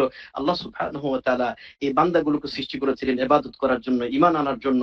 এই পৃথিবীর ইতিহাসে 1000 বছর পূর্বে, আদম আলাইহিস সালাতু ওয়াস সালামের এই জন্মের 1000 বছর পূর্বে এই পৃথিবীর ইতিহাসে সর্বপ্রথম শিরকের সূচনা হয়েছে, শিরকের জন্ম হয়েছে। ওই সমস্ত নেককার বান্দাদের আনুগত্য, নেককার বান্দাদের ইবাদত গুলামি, তাদের সামনে মাথা নত করার কারণে। তাহলে আমার সম্মানিত শিক্ষার্থীরা, আপনারা আমরা জানতে পারলাম যে এই পৃথিবীর ইতিহাসে সর্বপ্রথম শিরকের সূচনা কোথা থেকে হয়েছে। এই পর্যায়ে আমরা শিরকের সূচনা বা শিরকের ইতিহাস জন্মের কথা জানার পরে আমরা এই শিরকের প্রকারভেদ নিয়ে আমরা আপনাদের সামনে আলোচনা করতে চাই। এই শিরকের উলামা ইকরাম রাহমাতুল্লাহ আলাইহিম এই শিরকের ভয়াবহতার দিক থেকে, পরিণতির দিক থেকে শিরকে 2 ভাগে ভাগ করেছেন। একটি হচ্ছে আশ-শিরকুল আকবার, সবচেয়ে বড় শিরক, আরেকটি হচ্ছে আশ-শিরকুল আসগর, ছোট শিরক।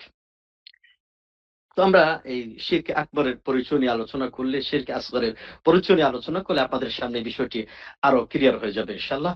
শিরকে আকবর হলো যে মহান আল্লাহ সুবহানাহু ওয়া তাআলার জন্য যে ইবাদত আমরা করি, এই ইবাদতের ক্ষেত্রে মহান আল্লাহর পাশাপাশি অন্য কাউকে যদি আমরা তার মতো ইবাদত করি, মহান আল্লাহর সামনে যেভাবে মাথা নত করি, মহান আল্লাহর পাশাপাশি অন্য কারোর সামনে মাথা নত করি, অথবা মহান আল্লাহ সুবহানাহু ওয়া তাআলার কাছে, তিনি সৃষ্টিকর্তা, লালনকর্তা, এটাও যদি আমরা বিশ্বাস করি, মনে প্রাণে ঈমান আনি যে মহান আল্লাহর পাশাপাশি এই পৃথিবীতে নিয়ন্ত্রণ করেন আরো অন্য কেউ আছেন মহান আল্লাহর সাথে, তাহলে এটাই হলো আশ-শিরকুল আকবর, মহান আল্লাহ রাব্বুল আলামিনের সাথে বড় শিরক হয়ে গেল, এটা শিরকুল আকবর হয়ে গেল। ওই যে আমরা আগে বলেছিলাম যে মহান আল্লাহ সুবহানাহু ওয়া তাআলার রুবুবিয়তে, অর্থাৎ প্রতিপালনে বিশ্বাস করা ঈমান হচ্ছে আল ঈমানু বির রুবুবিয়্যাহ। তিনভাবে মহান আল্লাহ রাব্বুল আলামিনের তাওহীদ অথবা আল ঈমানু বির রুবুবিয়্যাহ, অর্থাৎ মহান আল্লাহ রাব্বুল আলামিনের ইবাদতে বিশ্বাস করা, এটা হচ্ছে আল ঈমানু ফিল উলুহিয়্যাহ অথবা ঈমান ফিল ইবাদাহ। তো আল্লাহ রাব্বুল আলামিনের রুবুবিয়্যাতের ক্ষেত্রে অথবা উলুহিয়্যাতের ক্ষেত্রে মহান আল্লাহ সুবহানাহু ওয়া তাআলার সাথে কাউকে যদি আমরা শরীক করি, এটার নামই হচ্ছে আশ-শিরকুল আকবর। অর্থাৎ যে প্রাপ্যটা মহান আল্লাহর, যে অধিকারটা মহান আল্লাহর, সে অধিকারটা মহান আল্লাহর সাথে কাউকে শরীক স্থাপন করলাম, অথবা মহান আল্লাহর পরিবর্তে অন্য কাউকে দিয়ে দিলাম, এটা নামই হচ্ছে আশ-শিরকু আল আকবার। তো শিরকুল আকবরের আমরা ধীরে ধীরে আরো কিছু উদাহরণ আপনাদের সামনে আলোচনা করব ইনশাআল্লাহ, এবং শিরকের আকবরের আগামী মডিউলে ইনশাআল্লাহ, চতুর্থ মডিউলে প্রচলিত এবং নতুন পুরাতন শিরকের আকবরের কিছু উদাহরণ এবং কিছু কিছু শিরকি কর্মকাণ্ড রয়েছে যেগুলি আমাদেরকে শিরকের দিকে ধাবিত করবে, সেগুলো নিয়ে আমরা আগামী মডিউলে আলোচনা করব। তবে আজকের আলোচনা মূলত শিরক নিয়ে আমাদের ক্লিয়ার কনসেপ্ট, ক্লিয়ার ধারণা আমাদের অর্জন করার লক্ষ্যেই মূলত আমরা এই বিষয়টি নিয়ে আলোচনা করছি। তারপরও আমরা শিরকে আকবরের সংক্ষিপ্ত কিছু উদাহরণ দিচ্ছি। যেমন আমরা শিরকে আকবরের উদাহরণ যদি আমরা শিরক ফিল উলুহিয়ার ক্ষেত্রে, ইবাদতের ক্ষেত্রে আমরা উল্লেখ করতে চাই, যেমন মহান আল্লাহ রাব্বুল আলামিন ছাড়া অন্য কারো কাছে দোয়া করা, প্রার্থনা করা, সাহায্য কামনা করা, মাজারের কাছে, পীরের কাছে, অলির কাছে, দরবেশের কাছে, পাথরের কাছে, গাছের কাছে, সূর্যের কাছে, অথবা ফেরেশতাদের কাছে, অথবা কোন রাসূলের কাছে, এর নামই হচ্ছে আশ-শিরকুল আকবার। অথবা মহান আল্লাহ রাব্বুল আলামিনের সামনে মাথা নত না করে আমরা অন্য কোনো ব্যক্তির সামনে, সত্তার সামনে মাথা নত করলাম, কুরবানি করলাম, এর নামই হচ্ছে শিরকু আল আকবার। দুই নম্বর যেটা হচ্ছে শিরকু ফির রুবুবিয়্যাহ, এই যেটা হচ্ছে কাউকে স্বাধীনভাবে রিজিক দাতা, বিপদ দূরকারী মনে করা, আল্লাহ ছাড়া অন্য কাউকে নিয়ন্ত্রণ করেন বলে মনে করে, এটা হচ্ছে শিরকুল আকবার। তেমনি ভাবে শিরকু ফিল আসমাই ওয়াস সিফাত, কোন মানুষকে সর্বজ্ঞ, সর্বশক্তিমান, গায়েব জ্ঞানী মনে করা, মহান আল্লাহ রাব্বুল আলামিনের গুণাবলী সৃষ্টির সাথে অন্যের গুণাবলী মহান আল্লাহর সাথে সামঞ্জস্য আছে বলে, সমমান আছে বলে এটা মনে করা, এটা হলো শিরকু ফিল আসমাই ওয়াস সিফাতি। তাহলে বোঝাই যাচ্ছে যে মহান আল্লাহ সুবহানাহু ওয়া তাআলার কোন ক্ষমতা, মহান আল্লাহ রাব্বুল আলামিনের কাজে কাউকে যদি আমরা মহান আল্লাহর সাথে সমতুল্য মনে করি, অথবা মহান আল্লাহ সুবহানাহু ওয়া তাআলা যে ইবাদত বন্দেগী বান্দার উপর ফরজ করেছেন, ইবাদতের ক্ষেত্রে মহান আল্লাহ রাব্বুল আলামিনের পরিবর্তে অন্য কাউকে যদি আমরা ইবাদতটা শেয়ার করি, এটার নামে হচ্ছে আশ-শিরকুল আকবার, সবচেয়ে বড় শিরক। তাহলে এই সবচেয়ে বড় শিরকের পরিণতি কি? এই সবচেয়ে বড় শিরকের ভয়াবহতা কি? এই সবচেয়ে বড় শিরকের ভয়াবহতাই হচ্ছে জাহান্নাম। এই সবচেয়ে বড় শিরকের ভয়াবহতা হচ্ছে ইসলাম থেকে খারিজ হওয়া। এই সবচেয়ে বড় শিরকের ভয়াবহতা হচ্ছে ইসলামের দায়রা, এই গণ্ডি রয়েছে, গণ্ডি থেকে বের হয়ে কাফির হয়ে যাওয়া, চিরস্থায়ী জাহান্নামী হয়ে যাওয়া। নাউযু বিল্লাহি মিন যালিক। এই পৃথিবীতে কেউ যদি শিরকের গুনাহ করে, মহান আল্লাহর সাথে শরীক স্থাপন করে, তওবা না করে মারা যায়, কিয়ামতের দিন জাহান্নামে চিরকাল থাকা লাগবে। জাহান্নাম থেকে কোনো অবস্থায় সে বের হতে পারবে না। খালিদিনা ফিহা আবাদা, চিরস্থায়ী জাহান্নামে আগুনের মধ্যে তাকে চলতে হবে। নাউযু বিল্লাহ। এর চাইতে বড় গুনাহ পৃথিবীতে আর হতে পারে না। আমি যদি আপনাদেরকে প্রশ্ন করি, এই পৃথিবীর ইতিহাসে সবচেয়ে বড় গুনাহর নামটা কি? আমি অনেক জায়গায়, বিভিন্ন জায়গায় আমি প্রোগ্রামে যাই। আমার কাছে বিভিন্ন সময়ে বিভিন্ন শিক্ষকদেরকে আমি প্রশ্ন করি, কোরআনের শিক্ষকদেরকে প্রশ্ন করি, অ্যারাবিক টিচারদেরকে প্রশ্ন করি, বা জেনারেল টিচারদেরকে প্রশ্ন করি, এই পৃথিবীর ইতিহাসে, এই পৃথিবীতে আমাদের জন্য সবচেয়ে বড় ইবাদত কোনটি? কেউ বলেন সবচেয়ে বড় ইবাদত হচ্ছে নামাজ পড়া, কেউ বলেন সবচেয়ে বড় ইবাদত হচ্ছে রোজা রাখা, কেউ বলেন সবচেয়ে বড় ইবাদত হচ্ছে আল জিহাদু ফি সাবিলিল্লাহ করা। কিন্তু এটা কেউ বলে না যে সবচেয়ে বড় ইবাদত হচ্ছে মহান আল্লাহর প্রতি মানা। এটা সবচেয়ে বড় ইবাদত। এটা না থাকলে বাকি ইবাদত মহান আল্লাহর কাছে কোনো কাজে আসবে না। তার বিপরীতে সবচেয়ে বড় গুনাহ, আমি যখন অন্যকে প্রশ্ন করি, আচ্ছা বলুন তো এই পৃথিবীতে সবচেয়ে বড় গুনাহের নাম কি? তখন কেউ বলে সবচেয়ে বড় গুনাহের নাম হচ্ছে সুদ খাওয়া, ঘুষ খাওয়া, মানুষ হত্যা করা।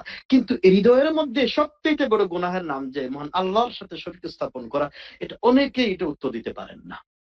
এটা আপনাকে আমাকে জানতে হবে। আযামু যামবিন, এই পৃথিবীর ইতিহাসের সবচেয়ে বড় গুনাহ, যে গুনাহের উপরে কোনো গুনাহ নাই, যে গুনাহ সংগঠিত হওয়ার পরে, মৃত্যুবরণ করলে এই গুনাহের উপরে কিয়ামতের দিন জান্নাতে যাওয়ার কোনো সম্ভাবনা নাই, কোনো সুযোগ নেই, জাহান্নাম অবধারিত। এই জন্য দেখেন মহান আল্লাহ সুবহানাহু ওয়া তাআলা তিনি সূরাতুন নিসার 48 নম্বর আয়াতে বলেন, ইন্নাল্লাহা লা ইয়াগফিরু আন ইউশরাকা বিহি। মহান আল্লাহ রাব্বুল আলামিনের সাথে কে শরীক করবে, কাউকে শরীক করা হবে, আল্লাহ রাব্বুল আলামিন ক্ষমা করবেন না। এইজন্য কোরআনে কারীমে দেখেন মহান আল্লাহ সুবহানাহু ওয়া তাআলা সূরাতুল মাইদার 72 নম্বর আয়াতে বলেন, ইন্নাহু, এই আয়াতের মধ্যে আল্লাহ রাব্বুল আলামিন তাকে গ্যারান্টি দিয়ে দিচ্ছেন, সার্টিফিকেট দিয়ে দিচ্ছেন, সার্টিফাই করে দিচ্ছেন, ক্লিয়ার ঘোষণা দিয়ে দিচ্ছেন, ইন্নাহু মান ইউশরিক বিল্লাহি ফাকাদ হারামাল্লাহু আলাইহিল জান্নাহ।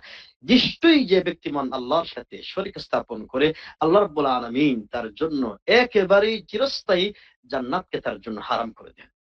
এবং আল্লাহ রাব্বুল আলামিন এই বিষয়টি আরো সুস্পষ্ট করে দিয়ে দিলেন, ওয়া মাওয়াহুন নার, এবং সে কোথায় যাবে? তার অবস্থান, তার বাসস্থান হবে জাহান্নাম। এবং সেই জাহান্নামে ওয়া মা লিয-যালিমিনা মিন আনসার, এরা হলো অত্যাচারী জালেম। কারণ আল্লাহ সুবহানাহু ওয়া তাআলা সূরা লুকমানের মধ্যে বলেছেন, ইন্নাশ শিরকা লাযুলমুন আযীম, শিরক হচ্ছে মস্ত বড় জুলম, মস্ত বড় অপরাধ, মস্ত বড় অপরাধ, অন্যায়। কারণ যারাই জুলুম শিরক করে তারা মহান আল্লাহ রাব্বুল আলামিনের জুলুম করে, অপরাধ করে, অবিচার করে, ইনজাস্টিস করে। এজন্য ওয়ামা লিয-যালিমিনা, এই সমস্ত শিরককারী মুশরিকদের, এরা জালিম, এই জালিমদের জন্য কোনো সাহায্যকারী পাওয়া যাবে না, কেউ তাদেরকে সাহায্য করবে না। চিন্তা করেছেন, আমি যদি আপনাদেরকে এই শিরকের ভয়াবহতা সম্পর্কে পরবর্তী আয়াত একটু চিন্তা ভাবনা করুন, যে সূরাতুজ জুমরের 65 নম্বর আয়াত, আল্লাহ সুবহানাহু ওয়া তাআলা বললেন, ওয়ালাকাদ উহিয়া ইলাইকা, হে নবী মুহাম্মদ সাল্লাল্লাহু আলাইহি ওয়াসাল্লাম, ওয়া ইলাল লাযিনা মিন ক্বাবলিকা, আপনার এবং আপনার পূর্ববর্তী যত নবী রাসূল এই পৃথিবীর মধ্যে আগমন করেছেন, আদম আলাইহিস সালাতু ওয়াস সালাম থেকে শুরু করে নূহ আলাইহিস সালাতু ওয়াস সালাম, মূসা, ইব্রাহিম, ঈসা, মুহাম্মদ সাল্লাল্লাহু আলাইহি ওয়াসাল্লাম পর্যন্ত যত নবী রাসূল পৃথিবীর মধ্যে আগমন করেছেন, প্রত্যেকের কাছে আমি আল্লাহ রাব্বুল আলামিন এই আদেশ দিয়েছি, এই প্রত্যাদেশ দিয়েছি। কি প্রত্যাদেশ দিয়েছি? লা ইন আশরাকতা লা ইয়াহবাতান্না আমালুক, হে নবী মুহাম্মদ সাল্লাল্লাহু আলাইহি ওয়াসাল্লাম, আপনি যদি মান আল্লাহর সাথে শরীক স্থাপন করতেন, লা ইলাহা ইল্লাল্লাহ। আমার বন্ধুরা একটু চিন্তা ভাবনা করেন, আল্লাহ নবী মুহাম্মদ সাল্লাল্লাহু আলাইহি ওয়াসাল্লামকে আল্লাহ রাব্বুল আলামিন এত ভালোবাসেন, এত মহব্বত করেন, কিন্তু এই ভালোবাসা, এই মাহাব্বা, এই সিম্পিতি, স্নেহ, মমতা, হে নবী মুহাম্মদ সাল্লাল্লাহু আলাইহি ওয়াসাল্লাম, আপনি যদি শরীক স্থাপন করেন, এই ভালোবাসা থাকবে না, এই মহব্বত আর থাকবে না। আপনার জীবনের যাবতীয় লাহবাতান্না আমালুক, আপনার জীবনের যাবতীয় আমল আমি আল্লাহ রাব্বুল আলামিন বরবাদ করে দিয়ে দেব।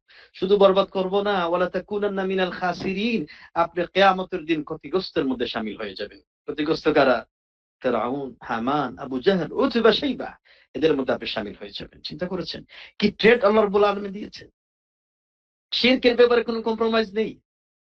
আমার কাছে খুব দুঃখ লাগে, খুব খারাপ লাগে যে আমাদের বর্তমান সময়ে, বিশেষ করে বর্তমান নির্বাচনকে সামনে রেখে আমাদের মুসলমান ঘরের সন্তান শিরকের সাথে কি জন্য কম্প্রোমাইজ করছে, মূর্তির সামনে বসে যাচ্ছে, বিধর্মীদের অনুষ্ঠানে গিয়ে শরীক হচ্ছে, তাদের সামান্যতম 2 পয়সা 4 পয়সা ভোট অর্জন করার জন্য। আপনি, তারাও নাগরিক, দেশের নাগরিক, তাদেরকে আমরা নাগরিক হিসেবে সম্মান প্রদর্শন করি, কিন্তু আপনি একজন ইমানদার মান্দা মুসলিম, আপনি 2-4 পয়সার ভোটের কারণে, তাদের সমর্থন পাওয়ার কারণে আপনি আপনার ইমান বিক্রি করে দেবেন। আপনি যখন তাদের মূর্তি পূজা হয়, তাদের মূর্তি পূজার সামনে গিয়ে যখন আপনি বক্তব্য দিবেন, তখন কি মনে হবে? তখন মনে হবে আপনি এই দুনিয়ার এই সামান্যতম লোভ লালসার কারণে আপনার ইমানটা পর্যন্ত, এটা যে মস্ত বড় অপরাধ, এটা যে মস্ত বড় জুলম, এটা কত বড় গুনাহ, এই গুনাহটা আপনার কাছে এটা হালকা হয়ে যাচ্ছে, এটা নমনীয় মনে হচ্ছে। এটাকে আপনি হালকা করে দেখছেন কেন? এটা কেমন কথা? এজন্য তোমার আল্লাহর কাছ থেকে সাহায্য পাওয়া যাবে না। আপনি তাদের কাছে, তাদের প্রতি সাহায্য সহযোগিতা করুন। আপনি তাদের অনুষ্ঠানের পূর্বে বাড়ি বাড়ি গিয়ে তাদের নিরাপত্তা প্রদান করার কথা বলুন। আপনাদের নিরাপত্তা দেব ইনশাআল্লাহ। আপনাদের টাকা পয়সা, আপনাদের গরিব গুড়া যারা আছে সহযোগিতা লাগে, সবকিছু সহযোগিতা করবো ইনশাআল্লাহ। কিন্তু অনুষ্ঠানে কেন শরীক হব? তাদের মূর্তি পূজা হচ্ছে, মানে আল্লাহর সাথে শরীক স্থাপন করা হচ্ছে, আল্লাহর উপর জুলুম হচ্ছে, আর আপনি সেখানে গিয়ে বক্তব্য দিচ্ছেন। এই বিষয়টা আমাদের জানতে হবে, আমাদের বুঝতে হবে। এই জন্য একটা কথা বলি, মনে করেন একটা জায়গায় আপনি গেলেন একটা অনুষ্ঠানে, সেখানে আপনার আব্বাকে জুতা পেটা করা হচ্ছে, আপনার আব্বা আম্মাকে কি করা হচ্ছে? জুতা পেটা করা হচ্ছে। আপনি সেখানে আনন্দ উল্লাস নিয়ে বলছেন, আলহামদুলিল্লাহ, আজকের এই অনুষ্ঠানে অংশগ্রহণ করে আমি খুব গর্ব অহংকার করছি, আলহামদুলিল্লাহ। আচ্ছা, আপনারা বলেন, এরকম কুলাঙ্গার সন্তানের কোন প্রয়োজন আছে? তোর পিতাকে পিটানো হচ্ছে, আর সেই অনুষ্ঠানে গিয়ে তুমি বলছো যে আজকের অনুষ্ঠানে অংশগ্রহণ করে খুব আনন্দ উপভোগ করছি, আপনাদেরকে সহযোগিতা করবো ইনশাআল্লাহ। বিষয়টি এরকম। এর চেয়ে মনোবস্ত বড় অপরাধ, আল্লাহর অধিকার বিনষ্ট করা হচ্ছে, আর সেখানে আপনি উৎসাহ আনন্দ নিয়ে আপনি বক্তব্য দিচ্ছেন। এটা কোন অবস্থায় মানা যায় না। এটা আল ওয়ালা ওয়াল বারা, আল্লাহর জন্য শত্রুতা, আল্লাহর জন্য বন্ধুত্বের বিষয়টি ধ্বংস হয়ে যাচ্ছে। আল্লাহ নবী নূহ আলাইহিস সালাতু ওয়াস সালাম এই পৃথিবীর মধ্যে কয়শো বছর দাওয়াতের কাজ করেছেন? 950 বছর দাওয়াতের কাজ করেছেন। 900, এটা কোরআন। ওনার বয়স কত? প্রকৃত বয়স কোন কোন ইতিহাসবিদরা বলেছেন 1400 বছর, কোন কোন ইতিহাসবিদরা বলেছেন 1300 বছর। এই আল্লাহু আলাম প্রকৃত বয়স কত, এটা ঐতিহাসিকদের কথা, কিন্তু আলফা সানাতি ইল্লা 50 আম্মা, 950 বছর তিনি দাওয়াতের কাজকে অতিবাহিত করেছে। ওনার প্রকৃত বয়স আল্লাহু আলাম 1500 বছর 1400 বছর হতে পারে। এই গোটা জীবনে যদি মন আল্লাহর সাথে একটি মুহূর্তে, একটি সেকেন্ডের জন্য তিনি মন আল্লাহর সাথে শরীক করতেন, আল্লাহ রাব্বুল আলামিন অন্যত্র বলেছেন ওয়ালাউ আশরাকু, এই নবীরা যদি শরীক স্থাপন করতো লা হাবিতা আনহুম মা কানু ইয়ামালুন, তারা যত আমল করত সমস্ত আমলগুলি আমি বরবাদ করে দিয়ে দিতাম। অর্থাৎ নূহ আলাইহিস সালাতু ওয়াস সালামের 950 বছরের দাওয়াতের জিন্দেগি এক মুহূর্তের মধ্যে আমি ধ্বংস করে দিয়ে দিতাম। চিন্তা করেছেন বিষয়টি?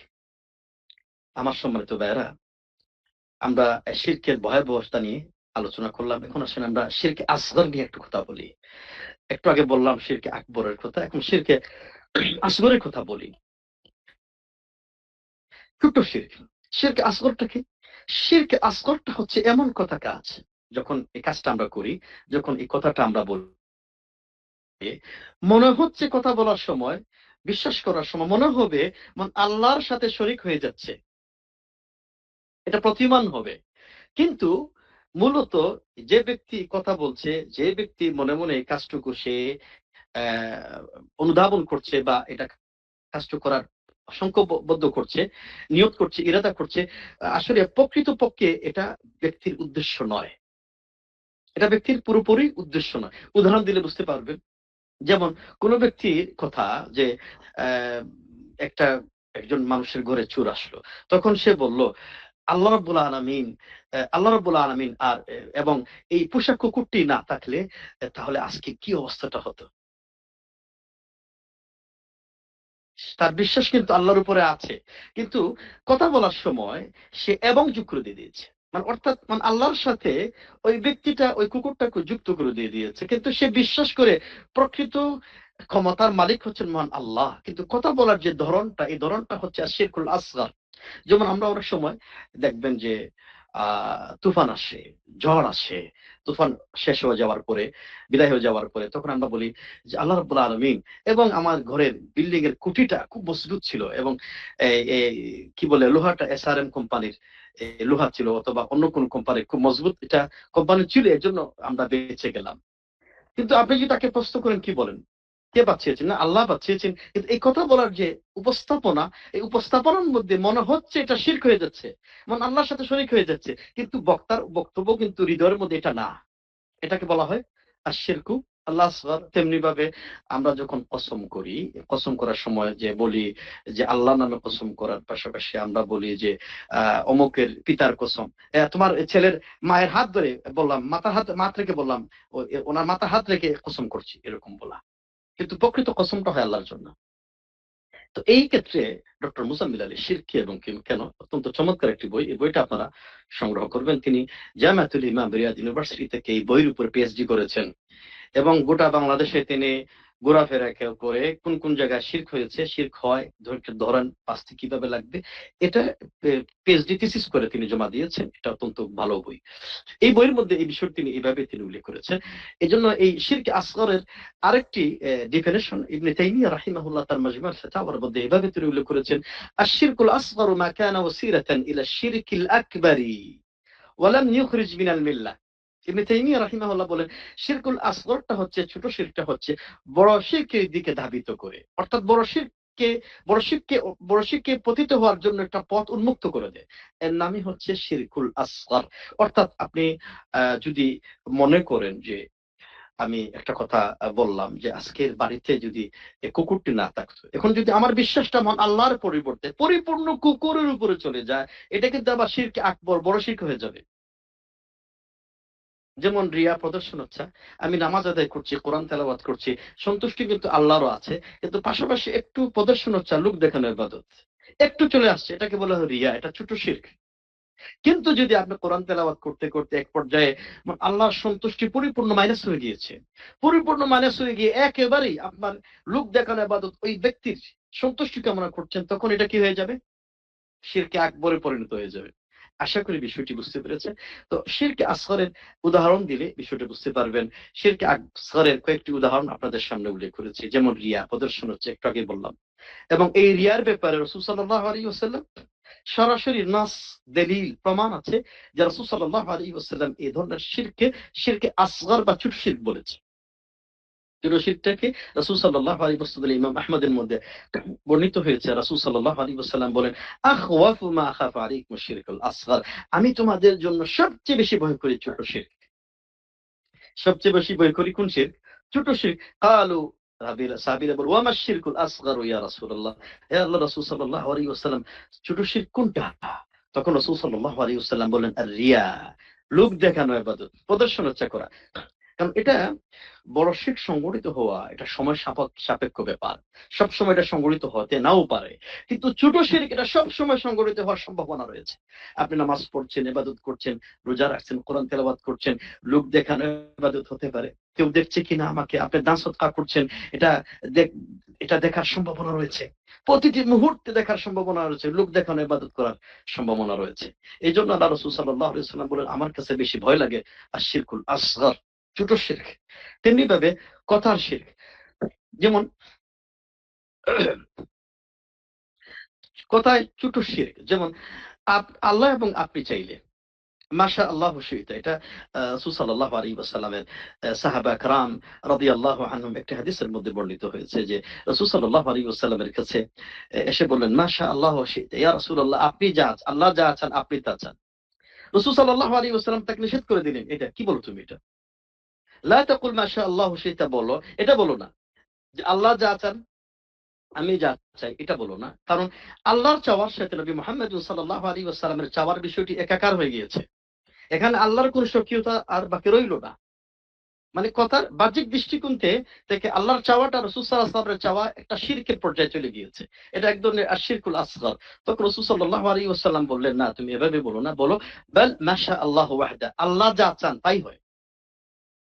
হ্যাঁ, এটা বলা যাবে। যেমন পরবর্তী একটা ঘটনা আপনাদের সামনে উল্লেখ করেছি যে এক ইহুদি এসে রাসূলুল্লাহ সাল্লাল্লাহু আলাইহি ওয়াসাল্লাম, এক ইহুদি এসে এক সাহাবীকে বললেন যে তোমরা লাউ আন্নাকুম তারাকতুমুশ শিরকা, তোমরা যদি শিরক ছেড়ে দিতে। তো তারা বললেন, কি ধরনের কথা বললেন আপনি? কারণ তিনি ইহুদি বললেন, তাকুলুনা মাশা আল্লাহ ওয়া শা মুহাম্মদ, কারণ তোমরা বলো আল্লাহ যা চান মুহাম্মদ সাল্লাল্লাহু এবং মুহাম্মদ সাল্লাল্লাহু আলাইহি ওয়াসাল্লাম তাও চান, তাই চান। মানে মুহাম্মদ সাল্লাল্লাহু আলাইহি ওয়াসাল্লামের চাওয়া আল্লাহর চাওয়াটা একাকার হয়ে গিয়েছে। সাহাবীরা বললেন, ইয়া রাসূলুল্লাহ, এক ইহুদি সে এটা বললেন, আমরা নাকি কথায় কথায় শিরক স্থাপন করি। তিনি বললেন, কি বলেছে তারা? এটা বলেছে। তখন নবী মুহাম্মদ সাল্লাল্লাহু আলাইহি ওয়াসাল্লাম এটা একটা সমাধান দিয়েছেন, একটা সুন্দর সলিউশন দিয়েছেন কিভাবে বলতে হবে, কিভাবে বললে এটা শিরকুল আসগর হবে না।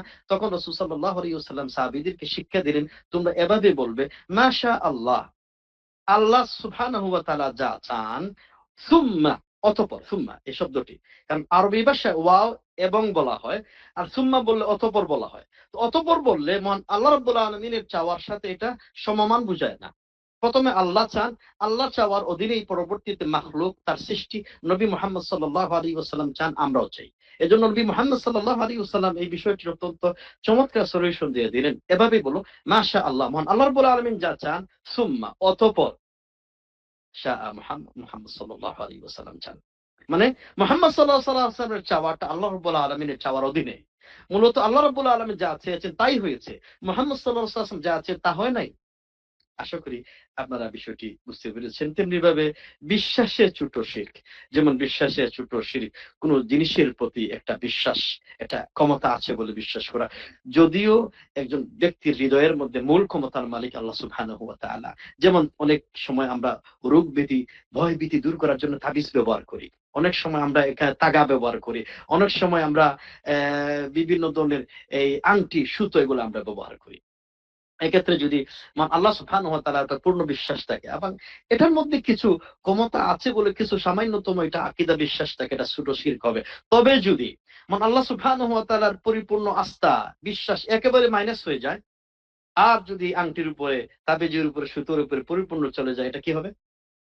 এটা আপনারা বলতে পারবেন, এটা শিরকে আকবার হয়ে যাবে। কেন না? কারণ সম্পূর্ণ বিশ্বাস কোথায় চলে গিয়েছে? বিষয়বস্তুর উপরে চলে গিয়েছে।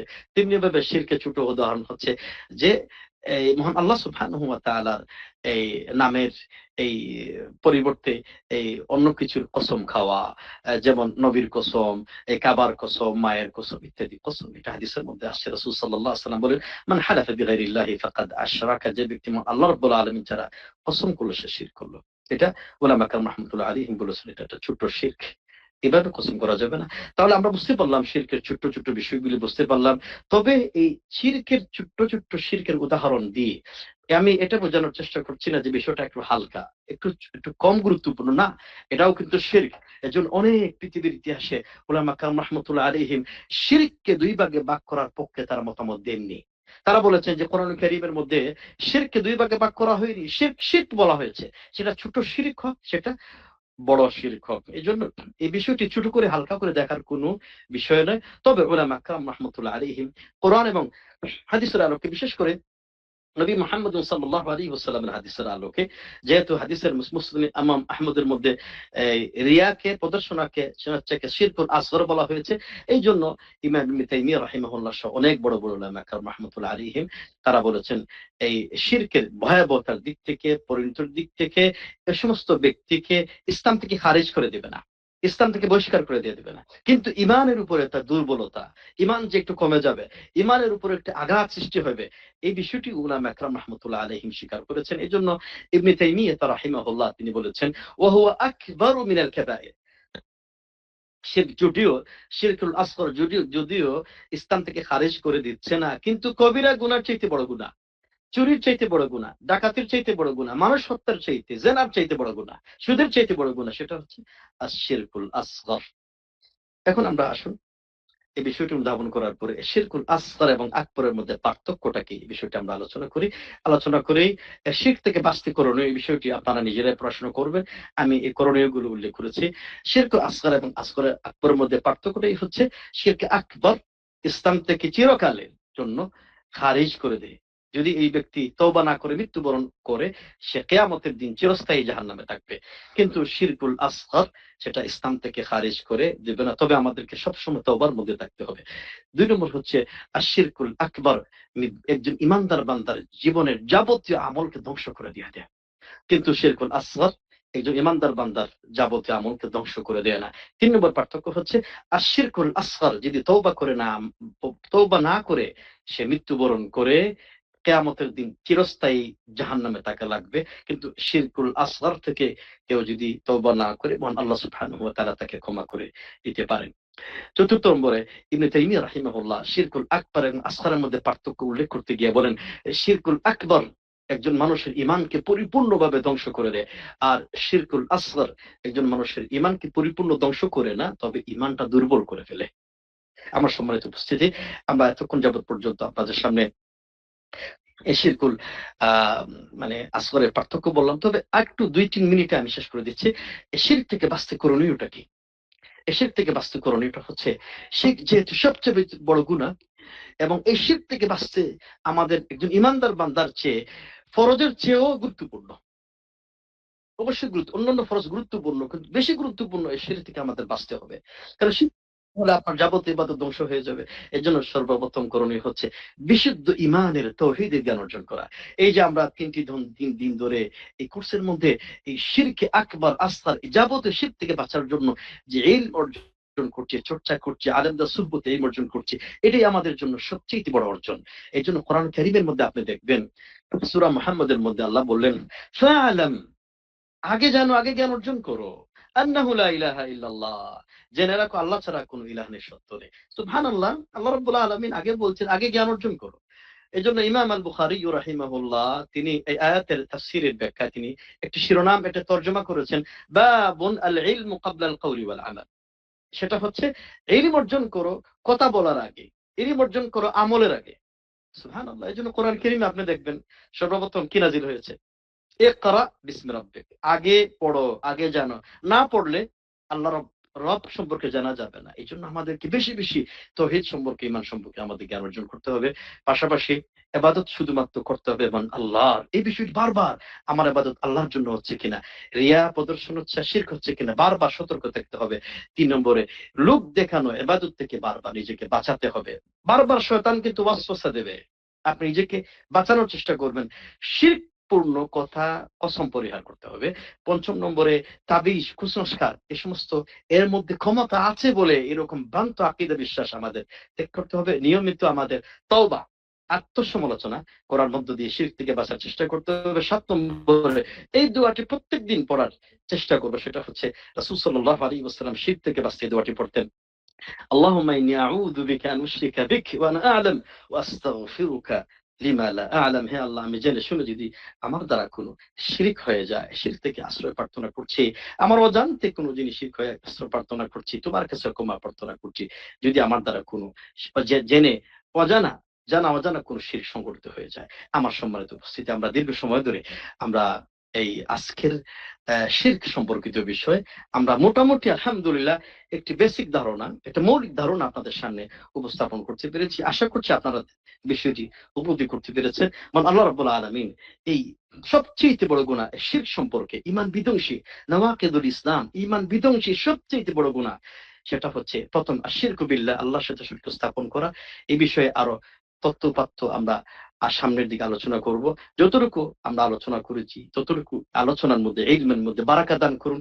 এর মাধ্যমে আমরা যেন শিরক থেকে বাঁচতে পারি। মহান আল্লাহ রাব্বুল আলামিন আমাদের তৌফিক দান করুন। এর মাধ্যমে গোটা দেশ, ব্যক্তি, পরিবার, সমাজ, রাষ্ট্রকে যেন আমরা শিরক মুক্ত জীবন উপহার দিতে পারি, সেই আল্লাহ রাব্বুল আলামিনের কাছে তৌফিক কামনা করে আজকের মতোই শেষ করছি। ওয়া মা তৌফিক ইল্লা বিল্লাহ। আসসালামু আলাইকুম ওয়া রাহমাতুল্লাহি ওয়া বারাকাতুহু। হুম। ওয়ালাইকুম আসসালাম ওয়া রাহমাতুল্লাহ। যদি কারো কোনো প্রশ্ন উত্তর থাকে তাহলে তারা করতে পারে। সালাম আলাইকুম শেখ। ওয়ালাইকুম আসসালাম ওয়া রাহমাতুল্লাহ। শেখ, গোপন শিরকের গোপন ইয়ের কথা যেটা বললেন, রিয়ার যেটা আরকি। শিরকে জি, খাফি আর রিয়া কি এক্সাক্টলি সেম জিনিস নাকি কোনো পার্থক্য আছে শেখ? জাযাকুমুল্লাহ খাইরান। জি, জি। গোপন শিরক, শিরকুল খাফি একই জিনিস। শিরকুল খাফি মানে গোপন শিরক। আর রিয়া মূলত এটা গোপন। কারণ রিয়াটা হচ্ছে হৃদয়ে, এটা গোপনে। এটা বাহ্যিক কিছু না। মূলত হৃদয় থেকে আসে আস্তে, আস্তে ধীরে, ধীরে আমি কাজটা করছে, মানুষেরা আমার প্রশংসা করছে। এটাই মূলত শিরকুল খাফি, এটাই মূলত হচ্ছে রিয়া। জি, শায়েখ একজন প্রশ্ন করেছে, আসসালামু আলাইকুম হুজুর, শয়তানের ওয়াসওয়াসায় যদি শিরক করে ফেলি জি, তখন কি করে ঈমান আবার রক্ষা করা যায়? জি। শয়তানের ওয়াসওয়াসা যদি শিরক করে ফেলি, প্রথম কথা হচ্ছে যে শিরকের মধ্যে ২ টি প্রকার আমরা আলোচনা করেছি। আশ-শিরকু আল-আসগর, এটা হলো ছোট্ট শিরক। এই ছোট্ট শিরক এটা আসতে পারে।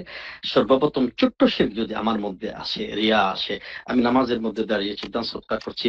আমি সর্বাত্মক চেষ্টা করব যে এই লোক দেখানো ইবাদত যেন আমার কাছ থেকে দূরে সরে যায়। কারণ শয়তান কিন্তু খুব বুদ্ধিমান, খুব চালাক। আপনি যখন একটা কাজ করবেন, কাজ করার সময় কিন্তু শয়তান এসে বলবে, "এই তুমি এটা করো, অমুক ব্যক্তি তোমাকে দেখছে।" তখন হৃদয়ের মধ্যে মানুষ দেখানো একটা সন্তুষ্টিপর এটা বিষয় কামনা করবে। তখন আপনি এটাকে চেষ্টা করবেন। বারবার এটাকে প্রতিবাদ করবেন, প্রতিহত করার চেষ্টা করবেন। আবার আরেকটি বিষয়, একটা বিষয় বলি, অনেক সময় শয়তান আরেকটা ওয়াসওয়াসা আপনাকে দিতে পারে। "দূর, ইবাদত করছি, এটা তো শিরক হয়ে যাচ্ছে। তাহলে ইবাদতই করব না।" এটা কিন্তু শয়তানের আরেকটা ফাঁদ। এজন্য আপনার আমার এই শয়তানের বিরুদ্ধে সংগ্রাম, লড়াই সবসময় চলতেই থাকবে। এটা কিন্তু বন্ধ হবে না। শয়তান একটা পথ বন্ধ করবেন, সে আরেক পথ দিয়ে আসবে। আরেকটা বন্ধ করবেন, আরেক পথ দিয়ে আসবে। এজন্য শিরকে আসগরের বিষয়টি সবসময়, ছোট্ট শিরকের বিষয়টি সবসময় আপনি শয়তানের সাথে জিহাদের মধ্যে থাকতে হবে। এটা একটা করণীয়। ২ নম্বর করণীয়টা হচ্ছে এ আপনি সবসময় আল্লাহর কাছে ইস্তেগফার, ক্ষমা প্রার্থনা করবেন। আল্লাহর সহযোগিতা কামনা করবেন। আর শিরকে আসগর সংঘটিত হলে এটা আল্লাহর কাছে ক্ষমা চাইতে হবে। কারণ আল্লাহ রাব্বুল আলামিন শিরকে আসগর করার মাধ্যমে ঈমান ধ্বংস হয়ে যায় না। ২ নম্বর বিষয়টা হচ্ছে শিরকুল আকবার। যদি আমার দ্বারা, আপনার দ্বারা শিরকের, শয়তানের ওয়াসওয়াসায় পড়ে শিরকে আকবর, বড় শিরকের মতো কোনো শিরক সংগঠিত হয়ে যায়, যখনই স্মরণ আসবে আমার দ্বারা শিরক সংগঠিত হয়েছে, সাথে, সাথে তওবা ইস্তেগফার করতে হবে। কারণ আমি জানি না কোন সময় আমার মৃত্যু আসবে। কারণ আল্লাহ সুবহানাহু ওয়া তাআলা এই শিরকের বিষয়ে গ্যারান্টি দিয়েছেন যে কোন ব্যক্তি যদি শিরক করা অবস্থায় মৃত্যুবরণ করে চিরস্থায়ী জাহান্নাম, কোন সন্দেহ নাই। কারণ তার সমস্ত ইবাদত ফরম্যাট হয়ে যাবে, ডিলেট হয়ে যাবে। কোন ভালো ঈমান থাকবে না। এজন্য যখনই আমার দ্বারা, এজন্য আমরা প্রত্যেকটা দিন তওবা, কন্টিনিউ তওবা, আত্মসমালোচনা যে আজকের দিনে ২৪ ঘন্টা অতিবাহিত হয়েছে, আমার দ্বারা শিরকের গুনাহ সংঘটিত হয়েছে কিনা? আমি তওবা করব, বলবো। এই জন্য রাসূল সাল্লাল্লাহু আলাইহি ওয়াসাল্লাম তিনি সহিহ মুসলিমের মধ্যে বর্ণিত হয়েছে, তিনি ১০০ বার ইস্তেগফার করতেন। ইন্নী আতুবু ইলাল্লাহি ফিল ইয়াউমি ১০০ মাররা। বিশ্বনবী মুহাম্মদ সাল্লাল্লাহু আলাইহি ওয়াসাল্লাম তাকে সমস্ত গুনাহ মাসুম, নিষ্পাপ, তারপরে তিনি এত তওবা করেছেন। এজন্য এটা আমাদের জন্য শিক্ষা। এজন্য বেশি বেশি তওবা করুন এবং এই দোয়াটি পড়বো, যে দোয়াটি একটু আগে আমরা শিক্ষা নিয়েছি। আমার তওবা কন্টিনিউ থাকতে হবে। কারণ শয়তান একটা কাজ করার পরে সে স্তব্ধ হয় না, আবার চলে আসবে, আবার আপনাকে শিরকের মধ্যে নিমজ্জিত করার জন্য। তার মিশনই হলো আপনাকে শিরকের মধ্যে নিমজ্জিত করে জাহান্নামে নিয়ে যাওয়া। আর আম্বিয়া কেরাম আলাইহিস সালাতু ওয়াস সালামের মিশনই হলো আপনাদেরকে শিরক মুক্ত জীবন উপহার দিয়ে, ঈমান ভিত্তিক জীবন উপহার দিয়ে জান্নাতের দিকে নিয়ে যাওয়া। এজন্য আমাদের এই জিহাদ, আমাদের এই সংগ্রাম কিয়ামত পর্যন্ত, মৃত্যু পর্যন্ত শয়তানের বিরুদ্ধে সংগ্রাম চলতেই থাকবে। শিরক মুক্ত জীবন উপহার দেওয়ার জন্য এটা চলতে থাকবে। এভাবে যদি আমরা কন্টিনিউ করতে পারি, ইনশাআল্লাহ যত ওয়াসওয়াসা থাকুক, ওয়াসওয়াসা দিবে, গুনাহের কাজ হবে। আমরা আদম সন্তান, আমাদের দ্বারা গুনাহের কাজ হবে। গুনাহের কাজ করা বড় কিছু বিষয় নয়, কিন্তু গুনাহের উপর টিকে থাকা, কন্টিনিউ করা, এটা লজ্জার বিষয়। গুনাহের কাজ করা এটা আল্লাহর একটা এই আল্লাহর পক্ষ থেকে তিনি বলেছেন যে বান্দারা গুনাহের কাজ করবে। গুনাহের কাজ করার পরে তখন যখন তওবা করবে, তখন আল্লাহ মাফ করে দিবেন। এটাই তো আল্লাহ রাব্বুল এজন্য তো আল্লাহর নাম হয়েছে গাফুর। এজন্য আল্লাহর নাম হয়েছে গাফফার। যদি বান্দা গুনাহ না করত, আল্লাহ রাব্বুল আলামিন গাফুর কেমনে হতেন, ক্ষমাশীল কেমনে হতেন, গাফফার কেমনে হতেন? এটা আল্লাহ রাব্বুল আলামিন বিশেষ রহমত। আমরা অনুতপ্ত হচ্ছি, গুনার কাজ করছি, সাথে সাথে অনুতপ্ত হওয়ার মতো একটি মানসিকতা, উপলব্ধি হৃদয় আমাদের থাকতে হবে। আল্লাহ রাব্বুল আলামিন তৌফিক দান করুন। জি, আর কি প্রশ্ন আছে? মেসেজগুলো আসছে, আমি দেখতে পাচ্ছি না, আপনারা পড়ে পড়ে আমাকে শোনান। উস্তাদ, প্রশ্ন হচ্ছে যে আসসালামু আলাইকুম, তাবিজ ব্যবহারে নিষেধ করলে অনেকে বলেন তাবিজ ব্যবহার করা ছোট শিরক হলেও ওষুধ খাওয়াও ছোট শিরক। এমন অবস্থায় তাদের কি জবাব দেওয়া উচিত বা তাদেরকে কিভাবে বুঝাবো? বিষয়টা আপনাদেরকে বলি। আমাদের আমরা অসুস্থ হই, রোগ হয়, বালা মুসিবত আমাদের কাছে আসে এবং এই অসুস্থতা থেকে সুস্থ হওয়ার জন্য ২ টি পদ্ধতি পৃথিবীর মধ্যে আছে। একটি পদ্ধতি হচ্ছে বিজ্ঞান দ্বারা সাব্যস্ত হয়েছে। যেমন আমি মাথা ব্যথা হলে চিকিৎসা বিজ্ঞান এটা প্রমাণিত হয়েছে, প্যানাডোল অথবা নাপা খেলে তার মাথা ব্যথা দূর হয়ে যায়। এই যে চিকিৎসা বিজ্ঞান দ্বারা এটা সাব্যস্ত হয়েছে, এটা কোরআন সুন্নাহ এটা সমর্থন করে। যেকোনো আবিষ্কার, যেকোনো বিজ্ঞান এটা যদি প্রমাণ করে এই ওষুধটা খেলে সেটা কি হবে, আমার রোগ মুক্তি হবে। কিন্তু আমরা যখন ওষুধ খাই, আমরা এটা বলি না ঔষধই আমাকে রোগ মুক্তি দেবে। কেউ যদি মনে করে ঔষধই আমাকে রোগ মুক্তি দিবে মহান আল্লাহ রাব্বুল আলামিন ছাড়া, এটা নিঃসন্দেহে শিরকে আকবার হয়ে যাবে। কিন্তু আমরা যখন ওষুধ ব্যবহার করি, আমাদের মূল ওয়াইদা মারিদতু ফাহুয়া ইয়াশফিন, আমি যখন অসুস্থ হই আমাকে সুস্থ করে দেন কে? আল্লাহ সুবহানাহু ওয়া তাআলা। এই বিশ্বাস কিন্তু আমাদের থাকে। এজন্য আমাদের ছোট্টবেলা দেখবেন আমাদের মা বোনেরা, আমাদের দাদা দাদিরা যখন ওষুধ খেতেন বলতেন আল্লাহ শাফি, আল্লাহ মাফি, এরকম কথা বলতেন। মানে ওষুধ খাচ্ছি কিন্তু রোগ মুক্তি করবেন আল্লাহ, এই বিশ্বাসটা, কারণ এটা বিজ্ঞান দ্বারা প্রমাণিত। এজন্য এটা শিরক হবে না। যেহেতু এটা বিজ্ঞান দ্বারা প্রমাণিত, চিকিৎসা বিজ্ঞান দ্বারা প্রমাণিত, এটা ইলম, এটা জ্ঞান, এটা আল্লাহ রাব্বুল আলামিন দিয়েছেন। এটা শিরক হবে না, যেহেতু এটা বিজ্ঞান, চিকিৎসা বিজ্ঞান দ্বারা এটা প্রমাণিত। কিন্তু তাবিজ, অসুস্থ হলে তাবিজ বা অন্য কিছু, আংটি, সুতা, এটা যে অসুস্থ হলে আমাকে রোগ মুক্তি দিবে, এটা না বিজ্ঞান দ্বারা প্রমাণিত, না ইসলামের শরিয়াত দ্বারা প্রমাণিত। আশা করি বিষয়টা একটু বোঝার চেষ্টা করেন।